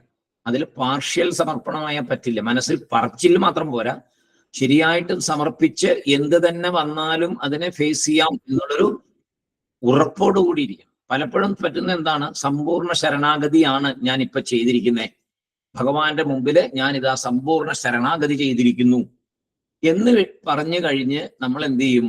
ഇതിന്റെ റിസൾട്ടിനെ കുറിച്ച് ഇങ്ങനെ വേവലാതിപ്പെട്ടുകൊണ്ടിരിക്കും. പലപ്പോഴും അങ്ങനെ റിസൾട്ട് വരുമ്പോൾ എവിടെയെങ്കിലും നമുക്ക് ചില റിസൾട്ടുകൾ അൺഫേവറബിൾ ആയിട്ട് വരുമ്പോൾ നമ്മൾ വീണ്ടും നമ്മുടെ ബുദ്ധിയെ അവിടെ ഉപയോഗിക്കാൻ തുടങ്ങും. സാധാരണ സംഭവിക്കുന്ന ചെറുതായിട്ടെങ്കിലും നമ്മുടെ ബുദ്ധിയെ ഉപയോഗിച്ച് വീണ്ടും ഒരു കറക്ഷന് വേണ്ടി നമ്മൾ ശ്രമിക്കും. അപ്പൊ ശരിക്കും സമ്പൂർണ്ണ സമർപ്പണമായോ? ആയില്ല. സമ്പൂർണ്ണ സമർപ്പണമാകുമ്പോൾ നമ്മുടെ ബുദ്ധി അവിടെ പിന്നീട് പ്രവർത്തിക്കില്ല. നമ്മളൊരു ഇൻസ്ട്രുമെന്റ് ആയിട്ട് മാത്രം മുന്നോട്ട് വരുന്ന ഏത് വരുന്നോ മുമ്പിൽ അതിനെ മാത്രം നമ്മൾ സ്വീകരിച്ചുകൊണ്ട് അത് ചെയ്യേണ്ട കാര്യങ്ങൾ ചെയ്തുകൊണ്ട് മാത്രം പോകും. ബുദ്ധിയെ കൂടുതൽ ഉപയോഗിച്ച് അങ്ങനെ പോവില്ല. ചെയ്യുന്ന കർമ്മത്തിലല്ല. ഇപ്പൊ എന്തെങ്കിലും ഒരു ജോലി ഏൽപ്പിച്ചിട്ടുണ്ട്, ആ ജോലി ചെയ്യുന്നതിൽ ബുദ്ധി ഉപയോഗിക്കേണ്ടെന്നല്ല പറഞ്ഞതിന്റെ അർത്ഥം. അതിന്റെ റിസൾട്ട് കൂടുതൽ മെച്ചമാകാൻ വേണ്ടി, അല്ലെങ്കിൽ അതിനെ എന്താ പറയുക, ഞാനാണ് ചെയ്യുന്നത് എന്നുള്ള രീതിയിലുള്ള ബുദ്ധിയെ അവിടെ ഉപയോഗിക്കരുത്. ഞാൻ ഭഗവാന്റെ ഇൻസ്ട്രുമെന്റ് ആയിട്ട് ഞാനിത് ചെയ്തുകൊണ്ടിരിക്കുന്നു എന്നുള്ളൊരു ബുദ്ധിയെ അവിടെ ഉപയോഗിക്കാൻ പാടുള്ളൂ. അതാണ് സമ്പൂർണ്ണ ശരണാഗതി. അപ്പൊ അങ്ങനെ വരുമ്പോ പല റിസൾട്ടും നമുക്ക് നെഗറ്റീവ് ആയിരിക്കും ആദ്യം വരുന്നത്. കാരണം സമ്പൂർണ്ണ ശരണാഗതി ആയ ഒരാളെ രക്ഷിക്കേണ്ടത് ഭഗവാന്റെ ചുമതലയാണ്. അപ്പോൾ അത് വളരെ പെട്ടെന്നുമാണ് ഭഗവാൻ പ്രവർത്തിക്കുക. അത് ഭഗവാൻ തന്നെ പറയുന്നുണ്ടത്, സമ്പൂർണ്ണ ശരണാഗതി വന്നാൽ പിന്നെ ഒരുപാട് കഷ്ടപ്പാടുകളൊക്കെ മുമ്പിൽ വരും. കാരണം പൂർവജന്മമായിട്ട് വന്നിരിക്കുന്ന ദുരിതങ്ങളെ പലതിനെയും ഭഗവാൻ പെട്ടെന്ന് മുന്നിൽ കൊണ്ടുവന്ന് അലിയിച്ചു കളയും. കാരണം ഇയാൾക്ക് ഭഗവാൻ ഇനി എന്താ തരണ്ടേ? സമ്പൂർണ്ണ ശരണാഗതി അടഞ്ഞ ആൾക്ക് ഭഗവാൻ മോക്ഷം തരണ്ടേ? പിന്നെ അതാണല്ലോ ഭഗവാൻ തരണ്ടേ. ഭഗവാന്റെ കയ്യിൽ തരാനുള്ള ഏറ്റവും മൂല്യമുള്ളത് എന്താണ്? മോക്ഷമാണ്, ജ്ഞാനമാണ്. ആ ജ്ഞാനം ഭഗവാൻ തരണമെങ്കിൽ, അതിന് നമ്മളെ അർഹതയാക്കണമെങ്കിൽ നമ്മളിലുള്ള പാപങ്ങളെല്ലാം കളയണം. അപ്പൊ കഴിഞ്ഞ ജന്മങ്ങളിൽ ചെയ്ത് വെച്ചിരിക്കുന്ന പാപങ്ങള് നേരത്തെ പറഞ്ഞ പോലെ സഞ്ചിത കർമ്മത്തില് കുറച്ച് മാത്രം എടുത്തിട്ട് അത് പ്രാരബ്ധമായി വന്നിരിക്കുന്നു. പിന്നെയും സഞ്ചിതത്തിൽ കിടപ്പുണ്ട്. അപ്പോ സമ്പൂർണ്ണ ശരണാഗതി കൊടുത്ത ഒരാളെ ഭഗവാൻ എന്ത് ചെയ്യണം? ഈ സഞ്ചിതം മുഴുവൻ നശിപ്പിച്ച് കളയണം. ഭഗവാൻ അതിനെ മുഴുവൻ ഭസ്മമാക്കണം. അത് ജ്ഞാനം കൊണ്ട് ഭസ്മമാകും. അപ്പൊ ജ്ഞാനം നമുക്ക് തരണം. അപ്പൊ എന്ത് ചെയ്യും? ഈ ജന്മത്തില് ഈ ശരീരം എടുത്ത് ഇവിടെ വന്നിരിക്കുമ്പോ ഉണ്ടാകാനുള്ള പാപകർമ്മങ്ങൾ ഉണ്ടല്ലോ, നമുക്ക് അനുഭവിക്കാനുള്ള പാപകർമ്മങ്ങളുടെ ഫലം, അതിനെ ത്വരിതപ്പെടുത്തും. അതിനെ കുറച്ചുകൂടെ വേഗമാക്കിയിട്ട് അപ്പൊ നമുക്ക് ഇത്തിരി കഷ്ടപ്പാടുകൾ കൂടുതലാക്കി അപ്പോൾ നമ്മൾ കൂടുതൽ ഈശ്വരനെ, കാരണം സമ്പൂർണ്ണ ശരണാഗതി നടന്ന ആൾ എന്ത് ചെയ്യും? അതൊക്കെ സഹിക്കും. നമ്മൾ നേരത്തെ പറഞ്ഞ തിദിക്ഷ, അവിടെയൊക്കെ നമ്മൾ പോയിട്ട്, അതിനാണ് സാധനങ്ങൾ പറഞ്ഞത്. ആ സാധനങ്ങളിൽ കൂടി നമ്മൾ പോയിക്കൊണ്ടിരിക്കുമ്പോൾ അത് പെട്ടെന്ന് തന്നെ അത് ദഹിച്ച് ഇല്ലാതെ കണ്ടാകും. ജ്ഞാനമാർഗത്തിലേക്ക് വളരെ പെട്ടെന്ന് നമ്മൾ മുന്നോട്ട് പോകും. ആരാണ് കൈപിടിച്ചിരിക്കുന്നത്? സമ്പൂർണ്ണ ശരണാഗതി ആയപ്പോ നമ്മുടെ കൈ ഈശ്വരൻ പിടിച്ചിരിക്കുക. രണ്ടും തമ്മിൽ വ്യത്യാസമുണ്ട്. നമ്മൾ ഈശ്വരന്റെ കയ്യെ പിടിച്ചു കഴിഞ്ഞാൽ ഏത് സമയവും നമ്മുടെ പിടിവിടാം. ഇപ്പൊ നടക്കുമ്പോൾ ഒന്നിലെ നല്ലൊരു കാറ്റ്, ഒരു ഭൂമി കുലുക്കം, എന്തെങ്കിലും ഒരു പ്രശ്നം ഉണ്ടായാൽ, ഒരു ഇടി, ആൾക്കാരുടെ തിരക്കോ എന്തെങ്കിലും ഉണ്ടായാൽ നമ്മൾ പിടിച്ചിരിക്കുന്ന കൈ നമുക്ക് വിട്ടുപോകാം. അതേസമയം ഈശ്വരൻ നമ്മുടെ കയ്യെ പിടിച്ചാൽ ആ പിടി ഒരിക്കലും വിടില്ല, ഭഗവാൻ വിടില്ല. അപ്പോൾ നമ്മൾ അങ്ങനെ, അപ്പൊ നമ്മുടെ കൈ അങ്ങോട്ട് ഫ്രീ ആയിട്ട് കൊടുക്കണം, ഇല്ലേ? നമ്മളൊരു കുട്ടിയും അച്ഛനും തമ്മിൽ നടക്കുമ്പോൾ അച്ഛൻ കുട്ടിയുടെ കയ്യെ പിടിച്ചോണ്ടാണ് നടക്കുക. കാരണം കുട്ടി കുതിരെ ഓടാതെ കൊണ്ടും തിരക്കിൽപ്പെട്ട് പോകാതിരിക്കാനും അച്ഛന്റെ ശ്രദ്ധ എപ്പോഴും കുട്ടിയുടെ കയ്യിൽ ബലമായിട്ടുണ്ടാവും. നേരെ മറിച്ച് കുട്ടി അച്ഛനെ പിടിച്ചുകൊണ്ട് നടക്കുകയാണെങ്കിൽ കൈ തെറ്റിപ്പോകാം, കൈ വിട്ടുപോകാൻ തിരക്കിനടക്കെ, ഇതൊക്കെ സംഭവിക്കുന്നതാണ്, നമ്മൾ കണ്ടിട്ടുണ്ട് ധാരാളം. അപ്പൊ ഇതില് ഭഗവാൻ നമ്മുടെ കൈ പിടിക്കുന്ന രീതിയിലേക്ക്, സമ്പൂർണ്ണ ശരണാഗതിയിലേക്ക് എത്തണം. അതിന് നമ്മുടെ മനസ്സിനെ, അഹങ്കാരത്തെ ഭഗവാനിൽ സമർപ്പിക്കണം. അതുപോലെ തന്നെ വേണം ഗുരുവിൻ്റെ അടുത്ത് ബ്രഹ്മജ്ഞാനം നേടാനായിട്ട്, ആത്മജ്ഞാനം നേടാനായിട്ട് ഒരു ഗുരുവിനെ സമീപിക്കുമ്പോൾ ആ ഗുരുവിന്റെ, ആത്മജ്ഞാനിയുടെ മുമ്പില് നമ്മുടെ അഹങ്കാരത്തെ സമർപ്പിച്ചാൽ ആ നിമിഷം നമ്മൾ വിനയാന്വിതനാകും. ഗുരു എത്ര ശ്രമിച്ചാലും വിനയമില്ലാത്തൊരു ശിഷ്യന് ജ്ഞാനം പകർന്നു നൽകാൻ സാധിക്കില്ല. ഒരു ഗുരുവിനും പറ്റില്ല. വിനയമില്ലാത്ത ഒരു ശിഷ്യന് ഒരിക്കലും ഒരു ഗുരുവിന് ആത്മജ്ഞാനം കൊടുക്കാൻ പറ്റില്ല. അപ്പോ അതിന് പല പല കാര്യങ്ങളുണ്ട്. അതാണ് പണ്ട് കാലത്തെ ഗുരുവിനെ സമീപിക്കലും, അത് കഴിഞ്ഞ് ആശ്രമത്തിൽ ചെല്ലും. ആശ്രമത്തിൽ ചെന്ന് പിന്നെ ഗുരുവിന് സേവനം ചെയ്യും. ഒരുപാട് സേവനങ്ങൾ അവിടെ ചെയ്യും. ആ സേവനം ചെയ്യുന്നതൊക്കെ മനസ്സിലെ അശുദ്ധിയെ മാറ്റാനാണ്. നമ്മൾ ചോദിക്കും, എന്തിനാ അപ്പൊ അങ്ങനെയൊക്കെ സർവീസ് ചെയ്യണേ? ഈവൻ നമ്മുടെ അവതാരങ്ങൾ പോലും അവരുടെ ബാല്യത്തില് ഗുരുകുലത്തിൽ പോയപ്പോ, ശ്രീരാമചന്ദ്രസ്വാമിയും ശ്രീകൃഷ്ണനും ഒക്കെ ഗുരുകുലത്തിൽ പോയപ്പോ ഗുരുസേവ ധാരാളം ചെയ്തിട്ടുണ്ട്. എത്രമാത്രം ഗുരുസേവ ചെയ്തിരിക്കുന്നു? എന്തിനു വേണ്ടിയിട്ടാ? അവര് രാജകുമാരന്മാരാണ്, അതൊക്കെയാണ് അവർക്ക് ചെയ്യേണ്ട കാര്യമുണ്ടോ? ഇല്ല. പക്ഷേ അത് മനുഷ്യകുലത്തിന് അതിന്റെ പ്രാധാന്യത്തെ കാണിച്ചു തരാൻ വേണ്ടിയിട്ടാണ് ചെയ്തിരിക്കുന്നത്. അങ്ങനെ ഗുരുസേവ ചെയ്യുമ്പോൾ ഇപ്പൊ രാജാവിന്റെ കുട്ടികൾ ധാരാളം പേരുണ്ടാവും. ഇപ്പൊ പഞ്ചപാണ്ഡവന്മാര്, അതേമാതിരി കൗരവര്, എല്ലാവരും ഗുരുസേവ, അവരൊക്കെ രാജകുമാരന്മാരാണ് എങ്കിൽ പോലും അതിന്റെ കൂട്ടത്തിൽ പഠിക്കുന്നവർ സാധാരണക്കാരുണ്ടാവും. ഇപ്പൊ കുചേലന്റെ കാര്യം അറിയാലോ, കൃഷ്ണന്റെ കൂടെ കുചേലനും ഉണ്ടായിരുന്നു. അവിടെ രണ്ടുപേരും ഒരുപോലെ തന്നെയാണ്. രണ്ടുപേരും കാട്ടിലേക്ക് പോകും, വിറക് പറിക്കാൻ പോകും, പഴങ്ങൾ പറിക്കാൻ പോകും, എല്ലാ കാര്യത്തിനും രണ്ടുപേരും പോകും. ഇല്ല, അങ്ങനെയല്ലേ സുധാമാവിന്റെ കഥകളൊക്കെ വന്നിരിക്കുന്നത്. അപ്പൊ അവിടെ അങ്ങനെ വ്യത്യാസങ്ങളില്ല, എല്ലാ ശിഷ്യന്മാരും ഒരുപോലെയാണ്. അതാണ് അഹങ്കാരമില്ലായ്മ എന്ന് പറയുന്നത്. ഞാൻ ഇന്ന കുലത്തിലെയാണ്, ഞാൻ ഇന്ന കുലത്തിലെയാണ്, ഞാൻ നിന്നെക്കാട്ടിലും മേലെയാണ് എന്നുള്ള അഹങ്കാരമൊന്നും ആ കുഞ്ഞുങ്ങളുടെ ഉള്ളിൽ പോലും ഉണ്ടാകാനായിട്ടുള്ള അവസരം അവിടെ ഇല്ല. എല്ലാവരെയും ഗുരു ഒരുപോലെ കാണുള്ളൂ, സകലമായവരെയും ഗുരു ഒരുപോലെ കാണുള്ളൂ. എല്ലാവരും ഗുരുസേവ ചെയ്യും. അങ്ങനെ ഗുരുസേവ ചെയ്യുമ്പോൾ ആരുടെയെങ്കിലും മനസ്സിൽ സ്വല്പം അഹങ്കാരം ഉണ്ടെങ്കിൽ അതും കൂടി ഇല്ലാതെ കണ്ടാവും ഗുരുവിനെ സേവിക്കുന്നത് കൊണ്ട്. അപ്പോ ആ രാജാക്കന്മാര് പോലും ഗുരുവിനെ സേവിച്ചാണ് അവര് അറിവ് നേടിയിരിക്കുന്നത് ഗുരുക്കന്മാരുടെ കയ്യിൽ നിന്ന്. പിന്നെ വലിയ വലിയ ഇതിനകത്തൊക്കെ കാണാം, ഏതാ സംസ്കൃതമൊക്കെ നമ്മൾ പഠിക്കുമ്പോൾ, ഞാനത് ഏതാ പേര് മറന്നുപോയി, രാജാക്കന്മാര് ഒരു ആശ്രമത്തിന്റെ അടുത്ത് എത്തുമ്പോൾ, ഇപ്പൊ നിസ്സാര രാമായണത്തിൽ തന്നെ ഉണ്ടല്ലോ, എത്രയോ ദൂരെ കിലോമീറ്ററുകൾക്കപ്പുറം രഥം നിർത്തി അവിടെ നിന്ന് തന്നെ നടന്ന്, ഏത് ചെരുപ്പ് പോലും ഇടാതെ, അവിടെ നിന്ന് പാദരക്ഷ പോലും ഇടാതെ അവിടെ നിന്ന് നടന്ന് ആശ്രമത്തിലേക്ക് വന്ന് രാജചിഹ്നങ്ങളെല്ലാം മാറ്റിവെച്ച് അതൊന്നുമില്ലാതെ സാധാരണ ഒരു മനുഷ്യനായിട്ടാണ് ആ ആശ്രമത്തിലെ ഗുരുനാഥനെ സമീപിക്കുക. അപ്പൊ ഭരതന്റെ കാര്യത്തിൽ അതുണ്ട്. ഭരതൻ ശ്രീരാമേന്ദ്ര സ്വാമിയെ കാണാൻ വരുമ്പോൾ ഇങ്ങനെ കുറെ, മിക്കവാറും ഒരുപാട് സംസ്കൃത ഗ്രന്ഥങ്ങളിലൊക്കെ രാജാക്കന്മാർ ഗുരുവിന്റെ അടുത്തേക്ക് വരുമ്പോഴത്തേക്കും ഈ രീതിയിലാണ് എന്ന് നമുക്ക് മനസ്സിലാക്കാൻ പറ്റും പഠിക്കുമ്പോൾ. അപ്പൊ ഒരുപാട് ദൂരെ തന്നെ രഥത്തെ നിർത്തി, ഞാൻ രാജാവാണ് എന്നുള്ള അതെല്ലാം മനസ്സിൽ നിന്ന് കളഞ്ഞ് ഒരു ഗുരുവിനെ സമീപിച്ചൊരു ഉപദേശം നേടാൻ വരുമ്പോൾ വേണ്ടതായ ആ വിനയത്തോടും ബഹുമാനത്തോടും മനസ്സിന് അഹങ്കാരത്തെ മാറ്റിയും ആണ് അവരെല്ലാവരും ഗുരുവിനെ സമീപിക്കാറ്. ഈവൻ കാണുന്ന ഡ്രസ്സിൽ പോലും രാജാവാണെന്ന് തോന്നാത്ത രീതിയിൽ ഇരിക്കണം എന്ന് പറഞ്ഞ് കിരീടം ഊരി വെക്കും പലരും. അങ്ങനെ വലിയ രാജചിഹ്നങ്ങൾ മാറ്റി വെക്കുന്നതൊക്കെയാണ് വായിച്ചിട്ടുള്ളത്. കാരണം ഇതൊക്കെ പറഞ്ഞിരിക്കുന്നത് എങ്ങനെ ആയിരിക്കണം ഒരു ഗുരുവിനെ സമീപിക്കേണ്ടത് എന്ന് നമ്മളെ പറഞ്ഞ് മനസ്സിലാക്കാൻ വേണ്ടിയിട്ടാണ്. അപ്പോ തം ആരാധ്യ ഗുരും ഭക്ത്യ എന്നാണ് പറഞ്ഞത്. തം ആരാധ്യ എന്ന് പറഞ്ഞാൽ തം ഗുരും ആരാധ്യ, ആ ഗുരുവിനെ എന്നാണ്. തം എന്ന് പറഞ്ഞാൽ തം ഗുരും, അങ്ങനെയുള്ള ഗുരുവിനെ വണങ്ങി. ആരാധ്യ എന്ന് പറഞ്ഞാൽ വണങ്ങി. എങ്ങനെയാണ്? ഭക്തിയോടെ വണങ്ങണം. ഭക്തിയോടെ വണങ്ങി. പ്രഹ്വ എന്ന് പറയുന്നത്. പ്രഹ്വ എന്ന് പറഞ്ഞാൽ വണക്കം പറയുന്ന കൈകളോടെ. എങ്ങനെയാണ് വണക്കം പറയാ? നമ്മള് കൈ കൂപ്പി, അല്ലെ, രണ്ട് കൈയും കൂടെ കൂപ്പി നമസ്കാരം പറയുന്ന രീതിയിലാണ് വണക്കം പറയുക. ബദ്ധ അഞ്ജലി എന്ന് പറയും. ബദ്ധ അഞ്ജലി ആണ് പ്രഹ്വ എന്നുള്ള വാക്കിന്റെ അർത്ഥം. പ്രശ്രയ സേവനൈഹി. പ്രശ്രയ എന്താണ്? പ്രശ്രയ സേവനൈഹി. പ്രശ്രയ എന്ന് പറഞ്ഞാൽ വിനയ വാക്കുകളോടെ. ഗുരുവിനോട് സംസാരിക്കുമ്പോൾ ഉള്ള വാക്കുകൾ വളരെ വിനയത്തോടു കൂടിയുള്ള വാക്കുകളായിരിക്കണം. വളരെ വളരെ വിനയത്തോടു കൂടിയുള്ള പദങ്ങളെ പ്രയോഗിക്കാൻ പാടുള്ളൂ. വളരെ ശ്രദ്ധിക്കണം. സേവനൈഹി, സേവനങ്ങൾ ചെയ്യണം. അല്ലെങ്കിൽ ഇപ്പോൾ ഇവിടെ പറയുമ്പോൾ നമസ്കാരം എന്ന് പറയാം. വളരെ വണക്കം പറയുന്നത് നല്ല പദങ്ങളോടുകൂടി കൈകൂപ്പി ഒരു വണക്കം പറയണം എന്ന് പറയാം.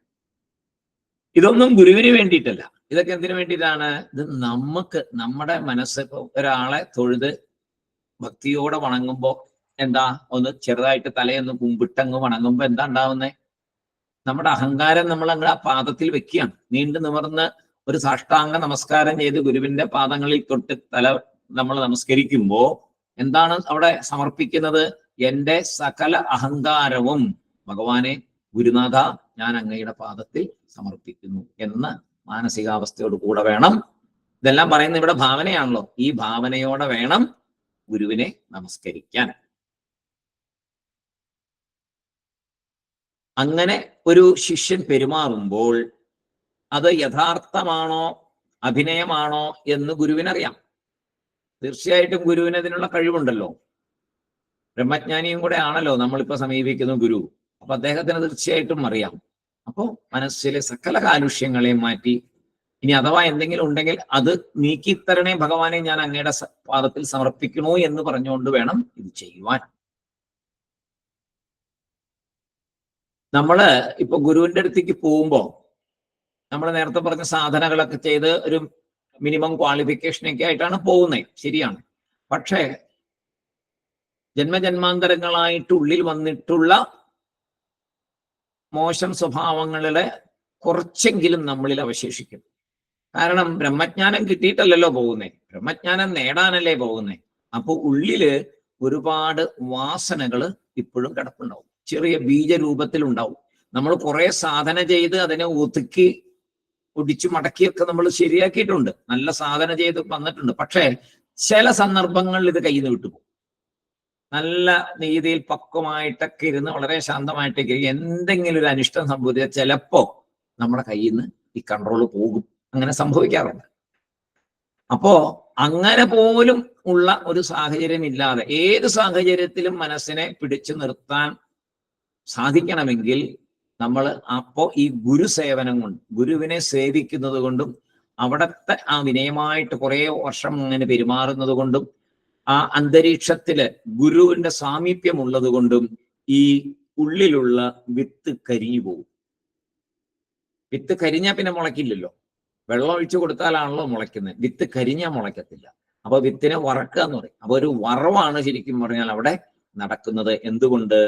ഗുരുസേവനം, ഗുരുവിനെ സേവിക്കുന്നത് കൊണ്ട്, അവിടെ ഇരുന്നു കൊണ്ട് ഗുരുവിന്റെ സാമീപ്യം കൊണ്ടും ഗുരുവിനെ സേവിക്കുന്നത് കൊണ്ടും നമ്മുടെ ഉള്ളിലുള്ള ആ മോശമായ വിത്തുകളെല്ലാം അത് ഉണക്കി അതിനെ ഇനി മുളയ്ക്കാത്ത രീതിയിൽ ആക്കി തീർക്കാൻ ഗുരുവിന് സാധിക്കും.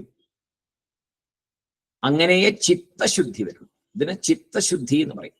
ചിത്തശുദ്ധി വരണമെങ്കിൽ ഗുരുസേവനം, ഗുരുവിന്റെ അവിടെ താമസിച്ചുകൊണ്ട് വിനയത്തോടുകൂടി അഹങ്കാരമെല്ലാം ഗുരുവിനെ സമർപ്പിച്ച് ആ സേവ ചെയ്തുകൊണ്ടിരിക്കണം.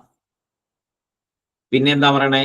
പ്രസന്നം, ശാന്തമായ മനസ്സോടുകൂടിയ തം ഗുരും.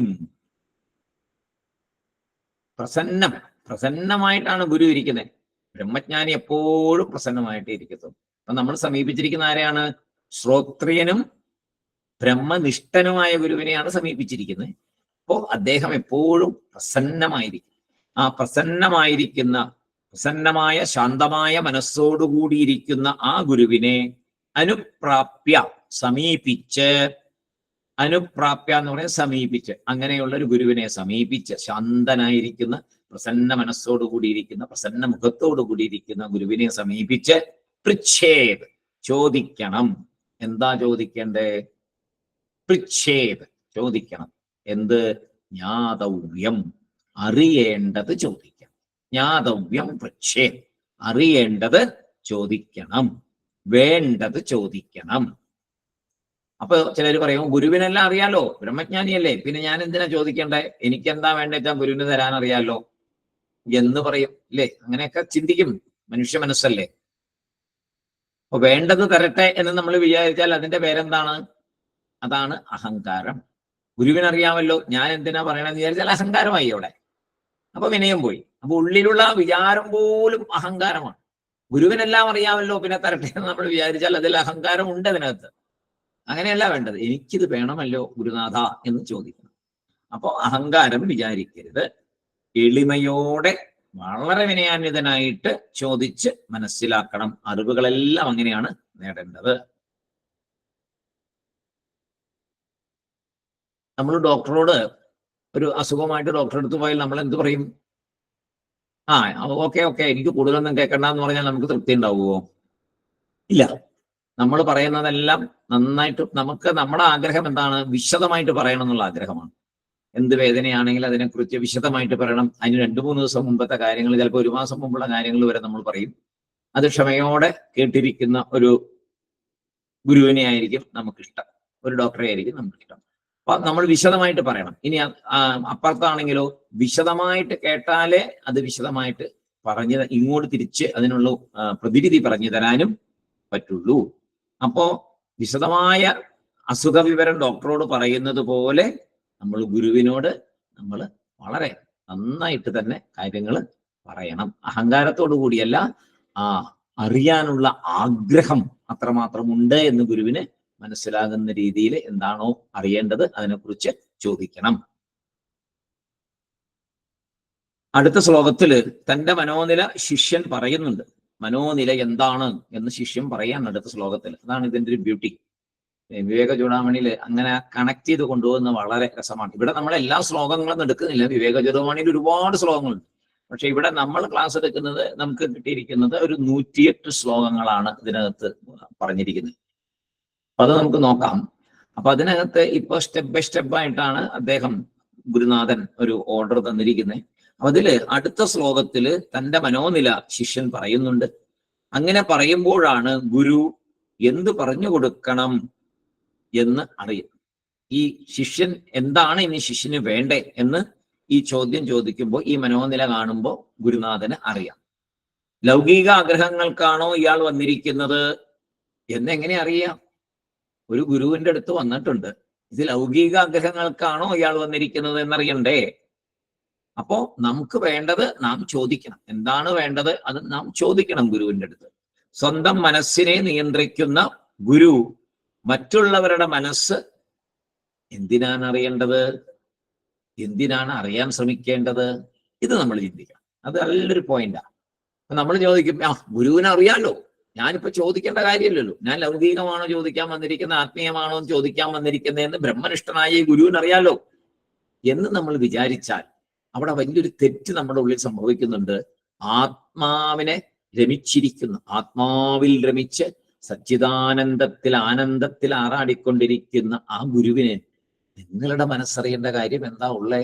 സ്വന്തം മനസ്സിനെ പോലും മാറ്റി നിർത്തി, മനസ്സെന്ന് പറഞ്ഞ ഒന്നുമില്ല അവിടെ, സൂക്ഷ്മ ശരീരമേ ഇല്ല, കാരണ ശരീരവും ഇല്ല, അങ്ങനെ ആനന്ദത്തിലിരിക്കുകയാണ്, സച്ചിദാനന്ദമായിട്ട് ബ്രഹ്മമായിട്ടിരിക്കുകയാണ് ആ ഗുരു. ആ ഗുരുവിന് നിങ്ങളുടെ മനസ്സറിയേണ്ട കാര്യമുണ്ടോ? അങ്ങനെ നമ്മൾ ചിന്തിക്കാവോ? എന്തിനാണ് അദ്ദേഹം അത് അറിയാൻ ശ്രമിക്കേണ്ട കാര്യമില്ലല്ലോ. സ്വന്തം മനസ്സിനെ മാറ്റി നിർത്തിയിരിക്കുന്ന ഗുരു മറ്റുള്ള മുമ്പിൽ വന്ന് നിൽക്കുന്ന ശിഷ്യരുടെ മനസ്സിനെ അറിയേണ്ട കാര്യമില്ലല്ലോ. അപ്പൊ നമ്മൾ അങ്ങനെ ചിന്തിക്കുക. ആത്മനിഷ്ഠനായിരിക്കുന്ന ആ ഗുരുവിന്റെ മുമ്പിൽ ചെന്ന് നിൽക്കുമ്പോൾ നമ്മൾ ഒരിക്കലും എല്ലാം അദ്ദേഹത്തിന് അറിയാലോ, അതുകൊണ്ട് അദ്ദേഹം ചെയ്യട്ടെ എന്ന് വിചാരിക്കരുത്. നമുക്ക് വേണ്ടത് എന്താണോ, നമ്മൾ എത്ര താഴെയാ നിൽക്കുന്നത്, ഒരറിവുമായിട്ടില്ല നമുക്ക്, അല്ലേ? എത്ര വർഷം എന്തെല്ലാം വേണം, എന്തെല്ലാം ഗുരു സാമീപ്യം കിട്ടിയിട്ട് വേണം ഒന്ന് ഉയർന്നു വരാൻ. അപ്പൊ വളരെ വിനയത്തോടുകൂടി നമുക്ക് എന്താണോ വേണ്ടത് അത് നമ്മൾ ചോദിക്കണം. നമുക്ക് അടുത്ത ശ്ലോകത്തില് ശിഷ്യൻ മനസ്സ് തുറക്കുകയാണ്. അതെന്താണ് എന്ന് നമുക്ക് നോക്കാം. ദുർവാര സംസാര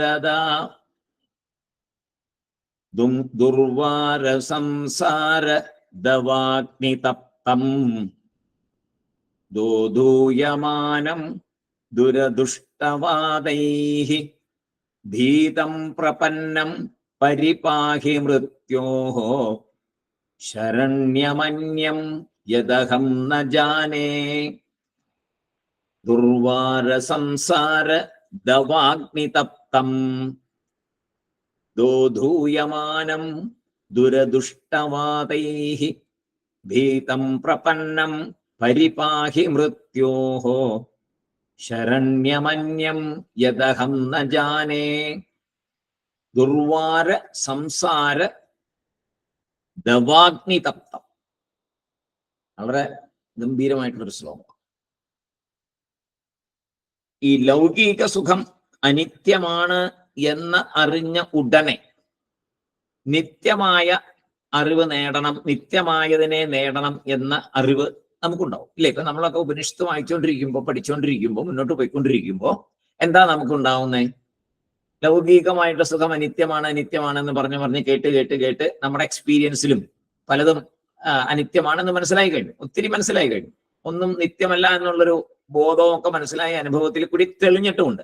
അപ്പൊ ഇപ്പൊ നിത്യമായത് വേണം എന്നുള്ളൊരു ആഗ്രഹത്തോടു കൂടെ തന്നെയാണ് തീർച്ചയായിട്ടും ഉപനിഷത്ത് പഠനത്തിലേക്ക്, വേദാന്തത്തിലേക്ക് തിരിഞ്ഞിരിക്കുന്നത്. അത് സംശയമൊന്നുമില്ല കാര്യത്തിൽ. അത് തന്നെയാണ് നിത്യമായതിനെ ആനന്ദം ലഭിക്കണം, ആത്മജ്ഞാനം ഉണ്ടാവണം എന്നുള്ളൊരു ഉറപ്പോടുകൂടി തന്നെയാണ് വന്നിരിക്കുന്നത്. അപ്പൊ അത് എങ്ങനെ നേടണമെന്ന് ആരംഭത്തിൽ നമുക്കറിയുമോ? ഇല്ല. ആദ്യം നമ്മൾ നമുക്ക് ചെറുതായിട്ടൊരു ആത്മജ്ഞാനം വേണമെന്ന് ആഗ്രഹം ഉണ്ടായപ്പോൾ നമ്മൾ പല കാര്യങ്ങളും നോക്കിയിട്ടുണ്ട്, പല പല ഗ്രന്ഥങ്ങളും വായിച്ചു നോക്കിയിട്ടുണ്ട്, പല പല സപ്താഹങ്ങൾ കേട്ടിട്ടുണ്ട്, പലവരുടെ പ്രഭാഷണങ്ങൾ കേട്ടിട്ടുണ്ട്, പല അമ്പലങ്ങളിൽ പോയിട്ടുണ്ട്, പല തീർത്ഥസ്ഥാനങ്ങളിൽ പോയിട്ടുണ്ട്, പല പല സ്ഥലത്തും സ്നാനം ചെയ്താൽ മാറ്റം ഉണ്ടാവും വിചാരിച്ച് അങ്ങനെ ചെയ്തിട്ടുണ്ട്. പക്ഷേ ഇവിടെയൊക്കെ പോയി കഴിഞ്ഞിട്ട് ആരംഭത്തിൽ നമ്മൾ ഇങ്ങനെയൊക്കെ ചെയ്യാം, നമുക്കറിയില്ലല്ലോ യഥാർത്ഥ വഴി എന്താണ്. അങ്ങനെ ചെയ്ത് ചെയ്ത് കുറെ പുണ്യം കൂടി വന്നപ്പോൾ എന്താ പറയാ, നമ്മുടെ പാപങ്ങളെ അതിജീവിക്കാനുള്ള ഒരു കരുത്ത് ഇതിൽ കൂടെയൊക്കെ കിട്ടിയിട്ടുണ്ട്. ഈ യാത്രകൾ കൊണ്ടും ഈ ക്ഷേത്ര ദർശനങ്ങൾ കൊണ്ടും ദേവാരാധന കൊണ്ടും പാരായണം കൊണ്ടുമൊക്കെ നമുക്ക് നല്ലൊരു കരുത്ത് നമ്മളിൽ ഉണ്ടായിട്ടുണ്ട്. ആ കരുത്താണ് ഇപ്പോൾ നമ്മൾ അനുഭവിച്ചു കൊണ്ടിരിക്കുന്ന പല പ്രശ്നങ്ങളെയും നേരിടാനുള്ള ബലം നമുക്ക് തന്നിരിക്കുന്നത്.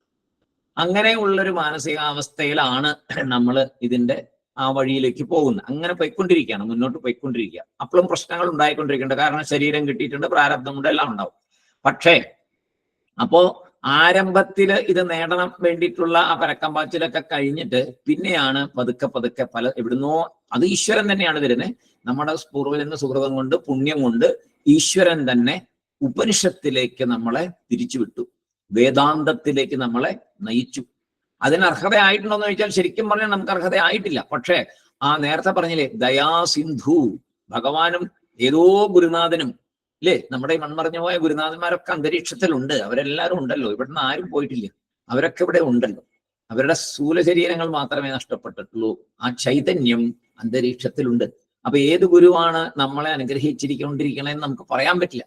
എന്താ വെച്ചാൽ അവര് പലരും, ഇപ്പൊ നേരത്തെ ഒരു മഹാഗുരുവിന്റെ കാര്യം പറഞ്ഞപ്പോ പറയുണ്ടായി, മഹാഗുരു ബാബാജി അദ്ദേഹത്തെ കുറിച്ച് പറഞ്ഞപ്പോ, അദ്ദേഹം പലരുടെ മുമ്പിലും പ്രത്യക്ഷപ്പെടാറുണ്ടെന്നൊക്കെ പറഞ്ഞപ്പോ അതിനെക്കുറിച്ച് വായിക്കുകയുണ്ടായി.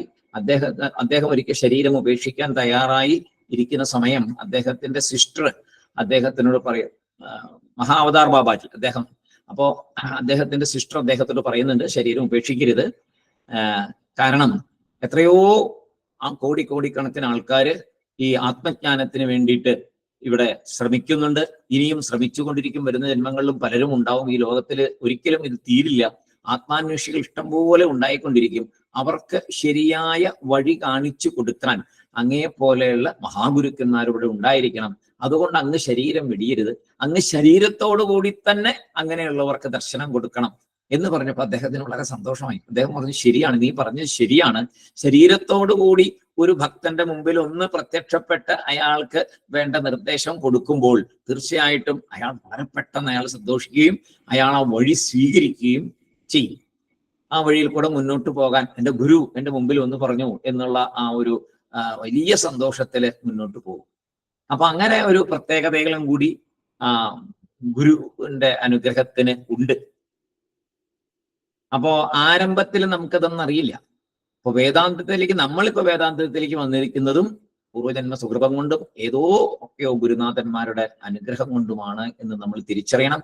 അത് ആര് തന്നെയായാലും ആ ഗുരുവിന്റെ പാദത്തിൽ എന്നും നമ്മൾ രാവിലെ നമ്മളൊന്ന് നമസ്കരിക്കണം. എൻ്റെ അഹങ്കാരം മാറ്റി തരണം, എന്തെങ്കിലും എൻ്റെ ഉള്ളിൽ എൻ്റെ മനസ്സിൽ പോരായ്മകൾ ഉണ്ടെങ്കിൽ അതിനെ മാറ്റി എന്നെ നല്ല മുന്നോട്ട് നയിക്കണമേ ഗുരുനാഥ, അങ്ങ് ദൃശ്യനാണ്, അങ്ങ് എനിക്കറിയില്ല ആരാണെന്ന്, എന്നെ ഈ ജന്മത്തിൽ എന്നെ ഇങ്ങനെ കൈപിടിച്ച് ഇതിലോട്ട് നീക്കിയ അങ്ങ് എനിക്കറിയില്ല എന്ന് പറയാലോ. അറിയുന്നവർക്ക് അറിയുന്ന ഗുരുവിനെ പറയാം, അറിയാത്തവർക്ക് അത് പറയാം. മറിഞ്ഞിരിക്കുന്ന ഏത് ഗുരുവാണെങ്കിലും ഇല്ലേ, പ്രപഞ്ചത്തിൽ മുഴുവൻ ഗുരുനാഥന്മാർ, ഈ ഗുരുനാഥന്മാർ മുഴുവൻ പ്രപഞ്ചത്തിലുണ്ട്. ആര് ആണ് നമ്മളെ ഏത് ജന്മത്തിൽ ആരുടെ കൂടെ ആയിരുന്നു എന്നും പറയാൻ പറ്റില്ല. കഴിഞ്ഞ ജന്മങ്ങളിൽ ഏതെല്ലാം ഗുരുനാഥന്മാരുടെ, എത്രയോ ജന്മങ്ങൾ കഴിഞ്ഞിട്ടുണ്ടല്ലോ, എവിടെയെല്ലാം പോയിട്ടുണ്ട്, ഏതെല്ലാം ഗുരുനാഥന്മാരുടെ പാദസേവ ചെയ്തിട്ടുണ്ട്, ഏതെല്ലാം ഗുരുവിനെ സേവിച്ചിട്ടുണ്ടെന്ന് അറിയില്ല. തീർച്ചയായിട്ടും എന്തൊക്കെയോ ചെയ്തിട്ടുണ്ട് എന്നുള്ളത് ഉറപ്പാണ്. അല്ലെങ്കിൽ ഉപനിഷത്ത് അഥവാ വേദാന്തം മനസ്സിൽ കയറില്ല, ഒരു സംശയവും വേണ്ട. ഒരു പേജ് വായിക്കുമ്പോഴേക്കും അല്ലെങ്കിൽ രണ്ടോ മൂന്നോ മിനിറ്റോ പ്രഭാഷണം കേൾക്കുമ്പോഴത്തേക്കും ഉറക്കം വരും, അല്ലെങ്കിൽ വേറെ എന്തെങ്കിലും തടസ്സം വരും, അല്ലെങ്കിൽ ആരെങ്കിലും വിളിക്കും. നമുക്കത് മുന്നോട്ട് പോകാൻ പറ്റില്ല.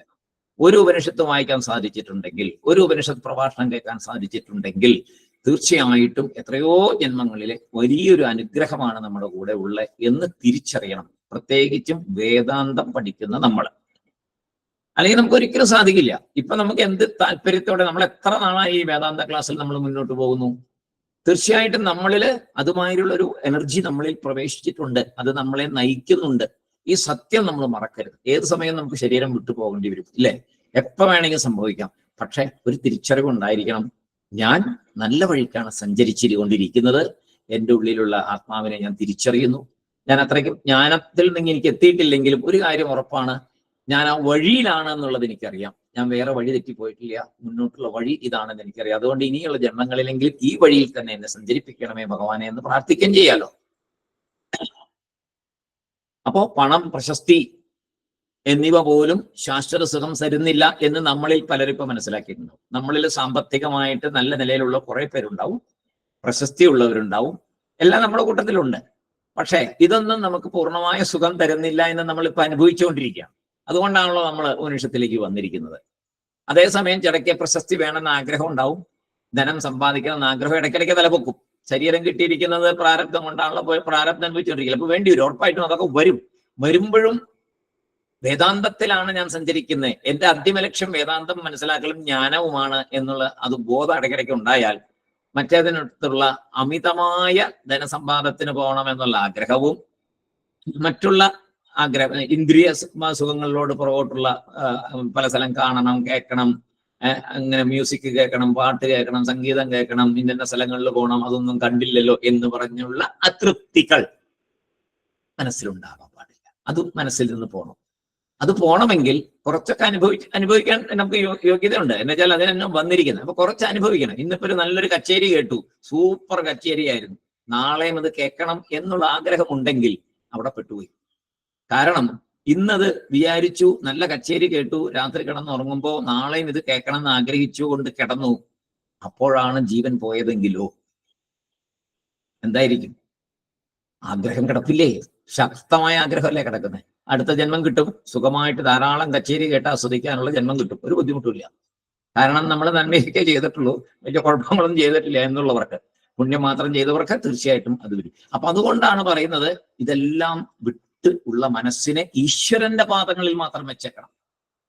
അങ്ങനെ വിചാരിച്ച് കിടന്നുറങ്ങുമ്പോൾ മരിച്ചു പോയാലോ? ഭഗവാനെ, ഞാൻ ദിവസാന്ത്യ പ്രാർത്ഥന പറയുന്നത് അല്ലേ, കരചരണകൃതം വാ കായതും കർമ്മജം വാ എന്ന് പറഞ്ഞൊക്കെ ചൊല്ലിയിട്ട് കിടക്കുമ്പോൾ, ഭഗവാനെ ഞാനിതാ അങ്ങയുടെ പാദങ്ങളിൽ എൻ്റെ മനസ്സിനെയും എൻ്റെ ശരീരത്തെയും എല്ലാം സമർപ്പിച്ചിരിക്കുന്നു, ഞാൻ ഉറങ്ങുന്നു, ഞാൻ അങ്ങയുടെ പാദങ്ങളിൽ എല്ലാം ഇട്ടിരിക്കുന്നു, എനിക്ക് യാതൊരു ആഗ്രഹവുമില്ല.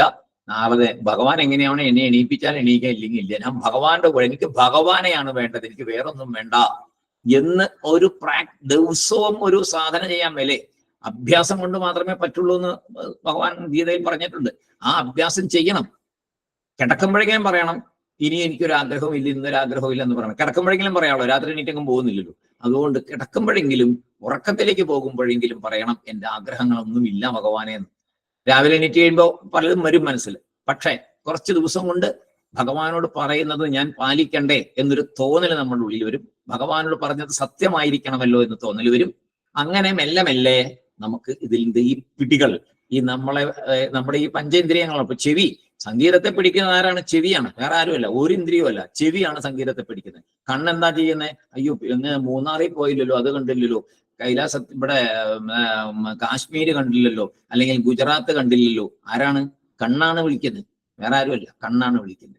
ഇങ്ങനെ പിന്നെ ഭക്ഷണം, പല പല കടകളിൽ പോയിട്ട് പുതിയ റെസ്റ്റോറൻറ്റുകൾ, പുതിയ ഫുഡുകൾ, അപ്പോഴാണ് യൂട്യൂബിൽ കാണുന്ന 75 ഐറ്റമുള്ള ഒരു ട്രേയില്, ഒരു പ്ലേറ്റില് ഭക്ഷണമായിട്ട് ഗംഭീരൻ പരസ്യം, ഇങ്ങനെ പലതും, പല പല പല സ്വാദുകളെ കുറിച്ച്. അപ്പോ അതായി, നാക്കായി, ഇങ്ങനെ പലതും, ഒന്നല്ല പലതും പലതും പലതും പലതും, ഡ്രസ്സ്, കാര്യങ്ങള്, ഇങ്ങനെ. അപ്പൊ ഇതൊക്കെ എളുപ്പമൊന്നുമല്ല. ഈ മോക്ഷം നേടിപ്പോവാന്ന്, മോക്ഷത്തിലേക്കുള്ള മാർഗം എളുപ്പമൊന്നുമല്ല, അങ്ങനെ ആരും പ്രതീക്ഷിക്കണ്ട. ഇതൊക്കെ വിടുക എന്ന് പറഞ്ഞാൽ വലിയ ബുദ്ധിമുട്ടാണ്. പക്ഷെ വിട്ടേ പറ്റൂ, അല്ലെങ്കിൽ ഈ അന്തിമ ലക്ഷ്യം നേടില്ല. അന്തിമ ലക്ഷ്യം നേടണമെങ്കിൽ ഇത് വിട്ടേ പറ്റൂ. ഓരോന്നായിട്ട് ഓരോന്നായിട്ട് വിടണം.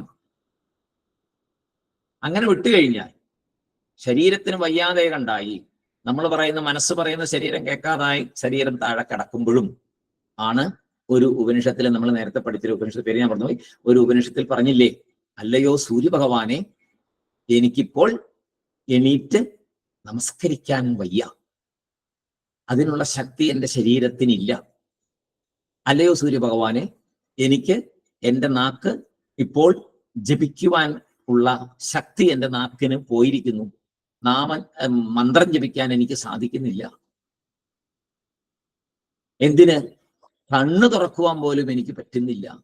എൻ്റെ ഉള്ളിലുള്ള അന്തര്യാമിയെ എനിക്ക് കാണാൻ പറ്റുള്ളൂ. കണ്ണു തുറന്ന് പുറത്തൊരു രൂപമുണ്ടെങ്കിൽ പോലും എനിക്ക് കാണാൻ പറ്റില്ല എന്നൊക്കെയാണ് ശരിക്കും പറഞ്ഞാൽ. അതിന്റെ ഡീപ്പിലേക്ക് പോയാൽ ഒരുപാട് മീനിങ് അതിനകത്ത് നിന്ന് എടുക്കാം. അപ്പൊ അങ്ങനെ സൂര്യഭഗവാനോട് പ്രാർത്ഥിക്കുന്നുണ്ട്. അതുകൊണ്ട് സൂര്യഭഗവാനെ എന്നെ അങ്ങ് ആ മോക്ഷ വഴിയിലേക്ക് തന്നെ കൂട്ടിക്കൊണ്ടുപോകണം. എന്നുവെച്ചാൽ അങ്ങനെയാണല്ലോ സങ്കല്പം.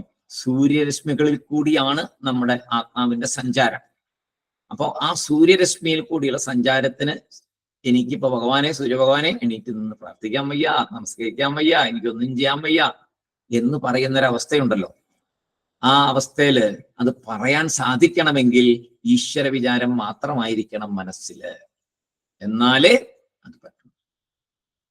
അപ്പോ ഇതിന് അങ്ങനെ എന്താ പണം, പ്രശസ്തി എന്നിവ പോലും ശാശ്വത സുഖം തരുന്നില്ല എന്നൊക്കെ നമ്മളൊക്കെ മനസ്സിലാക്കി മുന്നോട്ട് പോയിക്കൊണ്ടിരിക്കുന്നു.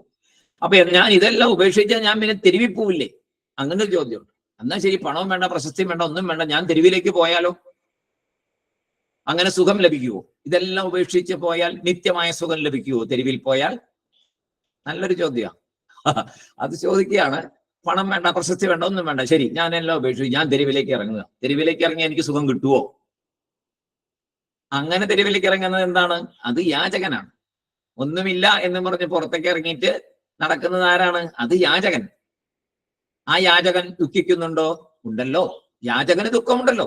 തെരുവിൽ കിടന്ന് നടക്കുന്ന യാചകന് ദുഃഖമുണ്ട്. അയാൾക്ക് പണമില്ല, പ്രശസ്തിയില്ല, ഒന്നുമില്ല കയ്യില്. ദുഃഖമുണ്ടോ? ഇല്ലയോ? ദുഃഖമുണ്ടല്ലോ. അപ്പൊ പിന്നെ ഇതെങ്ങനെ ശരിയാവണമെന്ന് അടുത്ത ചോദ്യം.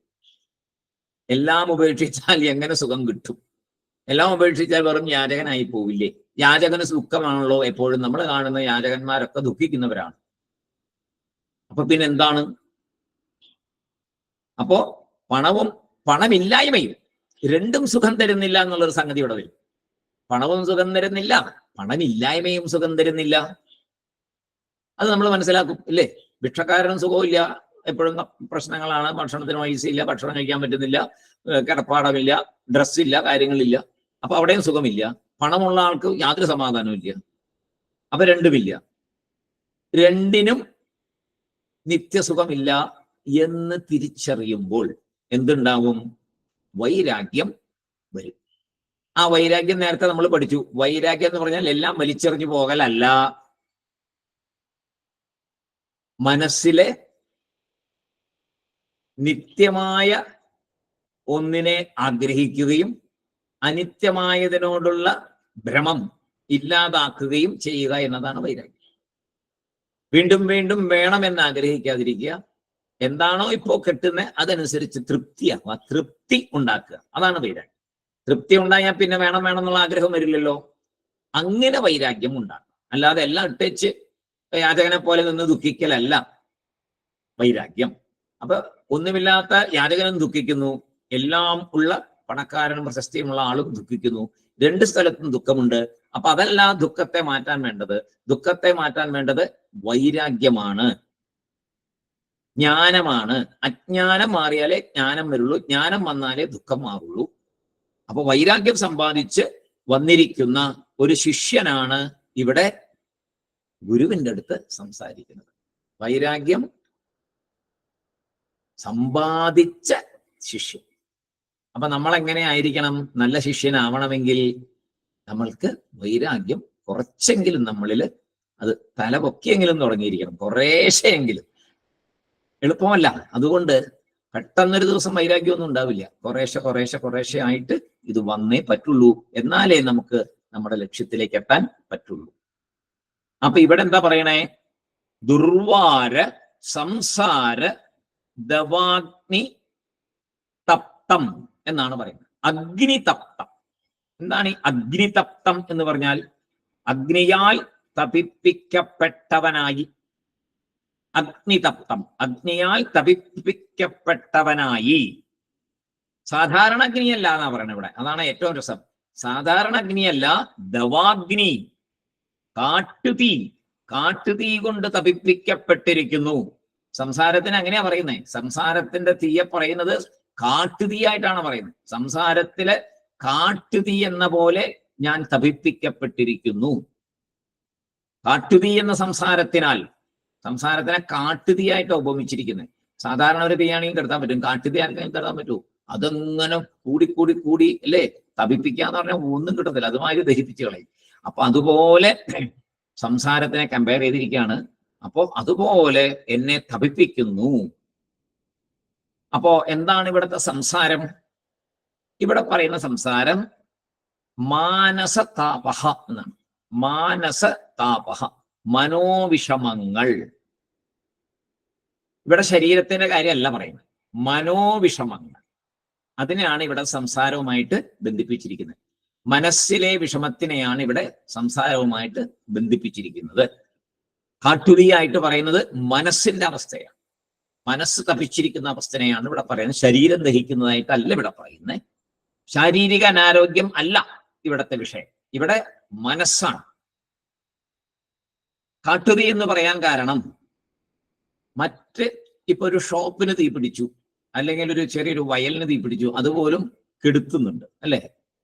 എത്രയോ സ്ഥലങ്ങൾ നമുക്ക്, ഒരു ഫാക്ടറി തീ പിടിച്ചു, ഒരു ഷോപ്പ് തീ പിടിച്ചു, ഒരു വീടിന് തീ പിടിച്ചു, ഇതൊക്കെ ഫയർഫോഴ്സ് വന്ന് കെടുത്തും. കാട്ടുതീ കെടുത്താൻ പറ്റാറില്ല. ഓസ്ട്രേലിയയിലൊക്കെ വലിയ കാട്ടുതീ ഉണ്ടായതൊന്നും നടന്നില്ല. എല്ലാം കത്തി ആമസോണിലൊക്കെ ഇങ്ങനെ പലപ്പോഴും ഉണ്ടാകാറുണ്ട്. ആ ഒരു ഏരിയ മുഴുവൻ പർവ്വതങ്ങളൊക്കെ, എത്രയോ 2-3 പർവ്വതങ്ങളൊക്കെ നിന്ന് കത്തിപ്പോകും. അപ്പൊ കാട്ടുതീ കെടുത്താൻ പറ്റില്ല. അതുകൊണ്ടാണ് ഇവിടെ ദവാഗ്നി എന്ന് ഉപയോഗിക്കാൻ കാരണം. അത്രയും ശക്തമാണ് മനസ്സിലെ പ്രയാസങ്ങൾ എന്ന് കാണിക്കാനായിട്ടാണ് ഇവിടെ ആ വാക്ക് തന്നെ ഉപയോഗിച്ചത്. ഇപ്പൊ ചെറിയ വിളക്ക്, അഗ്നിയുണ്ട് അല്ലേ? വിളക്ക് കത്തിച്ചു വെച്ചിരിക്കുമ്പോ അഗ്നിയല്ലേ? ആ ചെറിയ വിളക്കൊരു അഗ്നി, ചെറിയൊരു കാറ്റുകൊണ്ട് കെട്ടുപോകും. അതേസമയം വലിയ തീയാണെങ്കിൽ അങ്ങനെ കെട്ടുപോകില്ല, അത് കാറ്റുകൊണ്ട് വലുതാകുകയാണ് ചെയ്യുക. ചെറിയൊരു തീനാളം എന്താണ്? കാറ്റുകൊണ്ട് കെട്ടുപോകും. വലിയൊരു തീനാളം കാറ്റുകൊണ്ട് എന്തുണ്ടാവും? പൂർവാധികം ശക്തിയായിട്ട് കത്തും അല്ലേ? അഗ്നി ജ്വലിക്കും, കൂടുതലായിട്ട് കത്തും. അപ്പൊ കാറ്റ് തന്നെയാണ് രണ്ട് സ്ഥലത്തും വന്നത്. ചെറിയൊരാളെ കാറ്റ് കെടുത്തി, വലിയൊരാളെ കാറ്റ് കൂടി അങ്ങോട്ട് വലുതാക്കി, ഒന്നുകൂടെ വലുതാക്കി. ഈ സംസാരം, ദുഃഖം അങ്ങനെ പെട്ടെന്ന് നമുക്ക് മാറ്റാൻ പറ്റുമോ? സംസാര ദുഃഖം അങ്ങനെ പെട്ടെന്ന് മാറുമോ? എളുപ്പത്തിൽ നമുക്ക് മാറ്റാൻ പറ്റുമോ? അപ്പോ അതിന് പറയാണ്, ഇല്ല, ദുർവാരമാണ്. ദുർവാരം എന്ന് പറയാൻ മാറ്റാൻ പ്രയാസമുള്ളത്, കഠിനമായത് എന്നൊക്കെയാണ് അർത്ഥം. ദുർവാരമാണ്, അത്ര എളുപ്പത്തിൽ മാറ്റാൻ പറ്റില്ല. കാരണം മനസ്സ് മുഴുവൻ എന്താണ്? ആഗ്രഹങ്ങളാണ്. പിന്നെയോ ആഗ്രഹങ്ങൾ ഇരുന്നോട്ടെ, കുറെ ആഗ്രഹങ്ങളുണ്ട്, അതാണ് കൂടുതൽ. പിന്നെ അസൂയുണ്ട് അല്ലേ? പുറത്തേക്ക് നോക്കുന്നതോറും അസൂയ കൂടിക്കൊണ്ടിരിക്കും. പിന്നെ ഇതിനൊക്കെ പുറമെ വേറെ വലിയൊരു പ്രശ്നമുണ്ട്, ഭയം. മനസ്സിനകത്ത് ഭയം, എല്ലാവരുടെ മനസ്സിലുണ്ട് ഭയം, പലതരത്തിലുള്ള ഭയമുണ്ട്. മരണഭയം അതിനകത്ത് ഏറ്റവും ഭയങ്കര സംഭവമാണ് മരണഭയം. അപ്പൊ മനസ്സിനകത്ത് എന്തൊക്കെയുണ്ട്? ഒരു രക്ഷയില്ല അല്ലേ? അതാണ് ഇവിടെ പറഞ്ഞ്, കാട്ടുതീ പോലെ വിഷമിച്ചുകൊണ്ടിരിക്കുന്ന മനസ്സ്, കാട്ടുതീ സമർപ്പിക്കുന്ന പോലെയാണ് മനസ്സ് തപ്പിച്ചുകൊണ്ടിരിക്കണേ എന്ന് പറയുന്നു. പണമില്ലാതെ എന്ത് ചെയ്യും എന്ന് ഭയം വന്ന് പണം സമ്പാദിച്ചു കഴിഞ്ഞാലോ അത് വന്നാലും ഭയമാണ്. ആ ഭയം പോവില്ല. ഇതാരെങ്കിലും തട്ടിക്കൊണ്ടുപോയാലോ എന്നുള്ള ഭയമായി. പിന്നീട് പണം മുഴുവൻ ആരെങ്കിലും തട്ടിക്കൊണ്ടുപോയാലോ എന്നുള്ള ഭയം. അനുഭവത്തിൽ അങ്ങനെയാ കാണുന്നത്.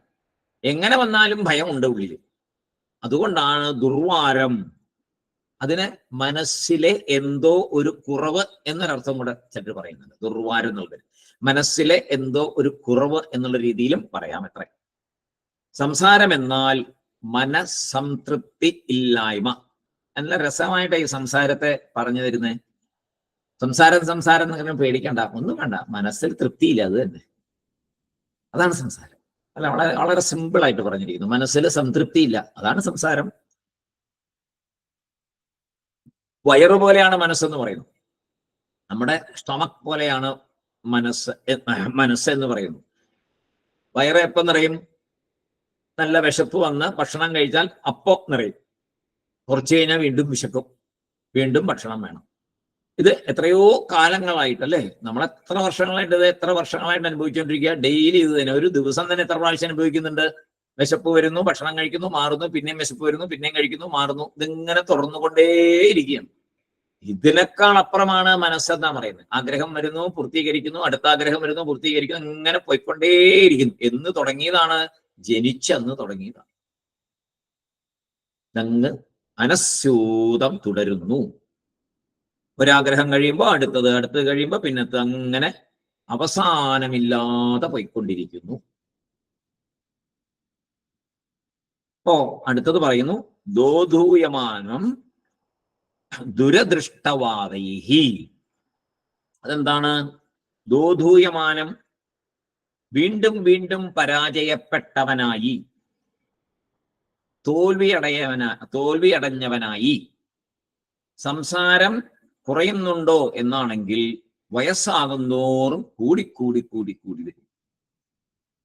കുഞ്ഞു പിള്ളേരെ നോക്കുക, എന്നാ സന്തോഷം, ഭയങ്കര ഹാപ്പി ആയിട്ട് ഓടി കളിക്കുന്ന കാണാൻ ഒരു പ്രശ്നമില്ല. കഴിഞ്ഞ് കിടന്നുറങ്ങും, ഭക്ഷണം കഴിക്കും, കിടന്നുറങ്ങും. ഓക്കെ, ഭക്ഷണം മാത്രമേ ഉള്ളൂ ചെറിയ പ്രശ്നം, ബാക്കിയൊന്നുമില്ല. ഭക്ഷണം കിട്ടിക്കഴിഞ്ഞാൽ പിന്നെ കഴിഞ്ഞു, പിന്നെ ഒന്നും പ്രശ്നമില്ല കുട്ടികളെ സംബന്ധിച്ചിടത്തോളം. അപ്പോ വളർന്നു വരുന്തോറും സംസാരം കൂടി കൂടി കൂടി കൂടി കൂടി. അപ്പൊ നമുക്കൊക്കെ ഇപ്പൊ എന്തുമാത്രം സംസാരം കാണും ഇല്ലേ? എല്ലാവരും അബോവ് 60 ആണ്. അപ്പൊ നല്ല സംസാരമാണ് നമ്മുടെയൊക്കെ കയ്യിലിരിക്കുന്നത്. ഭയങ്കര വലിയ കെട്ടാ, ഒരു തരത്തിലും കളയാൻ പറ്റാത്ത കെട്ടാണ് ഇപ്പൊ നമ്മുടെ കയ്യിലൊക്കെ ഇരിക്കുന്നത്. അപ്പോ ദോധൂയമാനം, വീണ്ടും വീണ്ടും പരാജയപ്പെട്ടവനായി,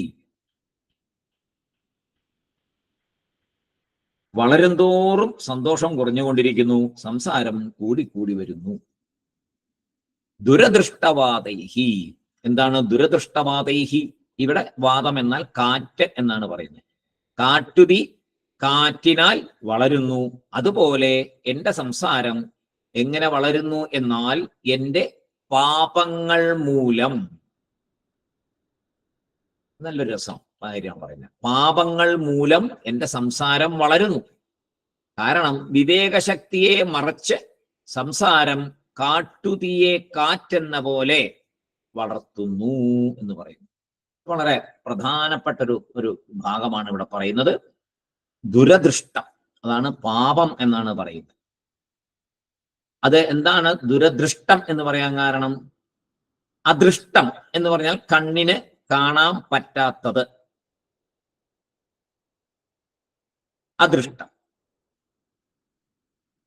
അദൃഷ്ടം, കണ്ണിന് കാണാൻ പറ്റാത്ത പാപം. അദൃഷ്ടം, കണ്ണിന് കാണാത്ത പുണ്യം എന്ന് പറയും. അദൃഷ്ടം എന്ന് പറയുമ്പോൾ അതിന് കണ്ണിന് കാണാൻ പറ്റാത്ത പുണ്യം. അദൃഷ്ടഫലമുണ്ട് എന്ന് പറയുമ്പോൾ അദൃഷ്ടമായ പുണ്യമുണ്ട്. ഇവിടെ അദൃഷ്ടം എന്ന് പറയുമ്പോൾ കണ്ണിന് കാണാൻ പറ്റാത്ത പാപം എന്നാണ് പറയുന്നത്. ഇപ്പോ കാട്ടുതീ കാറ്റുകൊണ്ട് വളരുന്ന പോലെ നമുക്ക് കണ്ണിന് കാണാൻ പറ്റാത്ത പാപഫലങ്ങള് ഈ സംസാര ദുഃഖത്തെ കൂട്ടി കൂട്ടി കൂട്ടി കൂട്ടി നമ്മളെ തപിപ്പിക്കുന്നു. കാട്ടുതീയെ കാറ്റുപോലെ. അപ്പൊ കാട്ടുതീ എന്നുള്ളത് മനസ്സിലെ വിഷമങ്ങള്, കാറ്റ് എന്നുള്ളത് പാപങ്ങള്, അദൃഷ്ടമായിട്ടുള്ള പാപങ്ങള്. നമ്മൾ പല കാര്യങ്ങളും ചെയ്യുമ്പോൾ ഇമ്മീഡിയറ്റ് പാപം കാണില്ല, നമുക്ക് പുണ്യം കാണാറില്ലല്ലോ. ഇപ്പോ നല്ല ഒരു സേവനം ചെയ്താൽ അതിന്റെ പുണ്യമുണ്ട്. ഒരു ദാനം കൊടുത്താൽ ആ പുണ്യം അപ്പൊ നമുക്ക് കാണുന്നുണ്ടോ? ഇല്ല. പക്ഷെ നമ്മൾ വിശ്വസിക്കുന്നുണ്ട് ഇതിനകത്ത് അദൃഷ്ടബലമുണ്ട്, ഈ അദൃഷ്ടബലം എനിക്ക് വേണ്ട സമയത്ത് ഈശ്വരൻ തരും. അതുകൊണ്ടാണല്ലോ പുണ്യകർമ്മങ്ങളൊക്കെ ചെയ്യുന്നത്. ഒരു പുണ്യകർമ്മം ചെയ്യുമ്പോഴും നമുക്ക് അപ്പൊ തന്നെ ഫലം കിട്ടുന്നില്ല. ഇപ്പൊ പറയും 41 ദിവസം പോയി തൊഴു എന്ന് പറയും. 41 ദിവസം തൊഴു, 42ാമത്തെ ദിവസം അതിന്റെ ഫലം ഉണ്ടോ? ഇല്ല. പക്ഷെ ഫലം കിട്ടുന്നുണ്ട്, എപ്പോഴെങ്കിലും കിട്ടുന്നുണ്ട്. അതുകൊണ്ടാണ് നമ്മളിത് വീണ്ടും ഇത് ചെയ്യുന്നത്. അപ്പൊ നമുക്കൊരു വിശ്വാസമുണ്ട്, കിട്ടും. പുണ്യകർമ്മങ്ങൾ ചെയ്താൽ അതിന്റെ പുണ്യം നമുക്ക് കിട്ടും എന്ന് നമുക്ക് 100% ഉറപ്പുണ്ട്. അതുപോലെ തന്നെയാണ് പാപത്തിന്റെ കാര്യം. പക്ഷെ അവിടെ നമ്മളത് അത്ര ഓർക്കാറില്ല. ഒരാളെ ഒരു വാക്കുകൊണ്ട് വേദനിപ്പിച്ചാൽ അതിൻ്റെ അദൃഷ്ടഫലമായിട്ടുള്ള അതിൻ്റെ പാപം തിരിച്ച് അതുപോലെ നമുക്ക് വരും എന്നുള്ളതിൽ ഒരു സംശയവുമില്ല. ശാസ്ത്രം വ്യക്തമായിട്ട് ഇത് പറയുന്നുണ്ട്. എന്ത് ആണോ, എങ്ങനെയാണോ ഒരാളെ വേദനിപ്പിക്കുന്നത് അതേ രീതിയിൽ, അതേ നാണയത്തിൽ തിരിച്ച് നമുക്ക് അത് വന്നിരിക്കും. അത് ചിലപ്പോൾ ഈ ജന്മമാകാം, ചിലപ്പോൾ അടുത്ത ജന്മമാകാം. വന്നിരിക്കുന്നുള്ളത് 100% ഉറപ്പാണ്. അതാണ് പ്രകൃതിയുടെ, ഭഗവാന്റെ നിയമം. ആ നിയമത്തിനൊരു ഭാവമല്ല, നിയമത്തിന് ഭഗവാൻ ഇടപെടത്തില്ല. അതുകൊണ്ടാണ് പറയുന്നത് അവനവൻ ചെയ്ത പ്രവൃത്തിയുടെ ഫലം അവനവൻ അനുഭവിച്ചേ പറ്റൂ എന്ന് പറയാറുണ്ട്. പക്ഷെ നമ്മളതങ്ങനെ ജസ്റ്റ് ഒരു പറച്ചിലായിട്ട് നമ്മൾ വിടും. നല്ല കാര്യത്തിന് നമ്മൾ പ്രതീക്ഷിച്ചിരിക്കുകയും ചെയ്യും. അമ്പലത്തിൽ പോയി ധാരാളം വഴിപാട് ചെയ്തു, ഭഗവാനോട് പ്രാർത്ഥിച്ചു, കുറെ നാമം ചൊല്ലി, കുറെ സപ്താഹം ചൊല്ലി, ഭാഗവതം വായിച്ചു, നാരായണീയം വായിച്ചു, എല്ലാം ചെയ്തു. അപ്പൊ നമ്മളൊക്കെ പ്രതീക്ഷിക്കുന്നുണ്ട് ഇതിന്റെയൊക്കെ ഒരു ഗുണം എനിക്കൊരു ദിവസം കിട്ടും. എത്ര ദിവസം, എത്ര സപ്താഹം ഞാൻ കൂടി, തീർച്ചയായിട്ടും എനിക്ക് അതിന്റെ ഫലം വരുമെന്ന് നമ്മൾ മനസ്സിൽ പ്രതീക്ഷിക്കുന്നുണ്ട്. അതേസമയം എത്ര പേരെ മനസ്സിൽ, പുറത്തു വേണ്ട, മനസ്സിൽ എത്ര പേരോട് നമുക്ക് അസൂയ തോന്നി, എത്ര പേരെ മനസ്സിൽ പ്രാഗി, എത്ര പേരോട് മനസ്സിൽ ദേഷ്യം വന്നു, എത്ര പേരെ മനസ്സിൽ ചീത്ത പറഞ്ഞു. വർഷങ്ങളായിട്ടല്ലേ, എത്ര വർഷങ്ങളായി നമ്മൾ ജീവിക്കുന്നു, ഇത്രയും വർഷമായില്ലേ ജീവിക്കുന്നു, ധാരാളം ചെയ്തിട്ടുണ്ടല്ലോ. തിരിഞ്ഞു നോക്കിയാൽ ചെയ്തിട്ടുണ്ട്, ഉറപ്പാണ്. അപ്പൊ അതിന്റെയൊക്കെ ഫലം അവിടെ പോകും. കിട്ടിയല്ലേ പറ്റുള്ളൂ, തിരിച്ചു കിട്ടും, കിട്ടാതിരിക്കാൻ പറ്റില്ല. അതിനാണ് നമ്മൾ പഠിച്ചത് ജ്ഞാനിക്ക് ഇങ്ങനെ ഫലമുണ്ടോ എന്ന് ചോദിച്ചു. ജ്ഞാനിക്ക് ഫലമില്ല എന്ന് നമ്മൾ പഠിച്ചു. അപ്പൊ നമ്മൾ എന്ത് നേടണം? ജ്ഞാനം നേടണം. അപ്പൊ ഇതൊന്നും നമുക്കിനി വരില്ല. അങ്ങനെ എന്തെങ്കിലും നമ്മുടെ സഞ്ചി കിടപ്പുണ്ടെങ്കിൽ, തിരിച്ചു വരാൻ കിടപ്പുണ്ടെങ്കിൽ, അതുപോലും ഇനിയുള്ള പ്രവർത്തനം കൊണ്ട്, സാധന കൊണ്ട് മുന്നോട്ട് പോയി ആത്മജ്ഞാനം നേടിയാൽ അതെല്ലാം നശിച്ചു പോകും, ദഹിച്ചു പോകും. ആത്മജ്ഞാനത്തിന് ദഹിപ്പിക്കാൻ പറ്റാത്തതായി ഒന്നും തന്നെ ഇല്ല. അതുകൊണ്ട് ആത്മജ്ഞാനം നേടണം. നേടിയാൽ അത് ഉറപ്പായിട്ടും ഇങ്ങനെയുള്ള ഈ സംസാരം നമ്മളെ കാട്ടുതീ പോലെ നമ്മളെ തപിപ്പിക്കില്ല. അതായത് നമ്മുടെ സമയമായി. ഇത് കുറച്ചുകൂടെ ഇതിനകത്ത് നോക്കാനുണ്ട്. നമുക്ക് അടുത്ത ദിവസം, അടുത്ത ശ്ലോകം നോക്കുന്നതിന് മുമ്പായിട്ട് നമുക്ക് നോക്കാം. എന്തായാലും വളരെ രസകരമായിട്ടുള്ള ഭാഗങ്ങളാണ്. കാരണം നമ്മളെ എങ്ങനെയെങ്കിലും ഒന്ന് മുന്നിലേക്ക് എത്തിക്കാനുള്ള ശങ്കരാചാര്യ സ്വാമികളുടെ ശ്രമം, ആഗ്രഹിച്ചു വരുന്നവനെ, വളരെ കുറച്ചു പേരെ ആഗ്രഹിക്കുള്ളൂ, ആ ആഗ്രഹിച്ചു വരുന്നവരെ മുന്നോട്ട് കൊണ്ടുപോകാൻ അത്രയും നന്നായിട്ടാണ് അദ്ദേഹം അത് പറഞ്ഞിരിക്കുന്നത്. ഇങ്ങനെ കുറെ കേൾക്കുമ്പോഴെങ്കിലും നമുക്ക് നമ്മുടെ കുറെ മോശമായ ആക്ടിവിറ്റീസിൽ നിന്ന് നമ്മുടെ മനസ്സിനെ പിന്തിരിപ്പിക്കാൻ സാധിക്കും.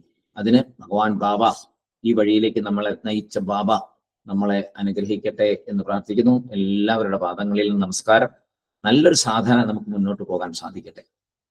അടുത്ത ദിവസം നമുക്ക് വീണ്ടും കാണാം. പൂർണ്ണമദ പൂർണ്ണമിദം പൂർണ്ണാത് പൂർണ്ണമുദച്യത്തെ പൂർണ്ണസ്യ പൂർണ്ണമാദായ പൂർണ്ണമേവാവശിഷ്യത്തെ. ഓം ശാന്തി ശാന്തി ശാന്തി. ഹരി ഓം തത്സത്. ബ്രഹ്മാർപ്പണമസ്തു.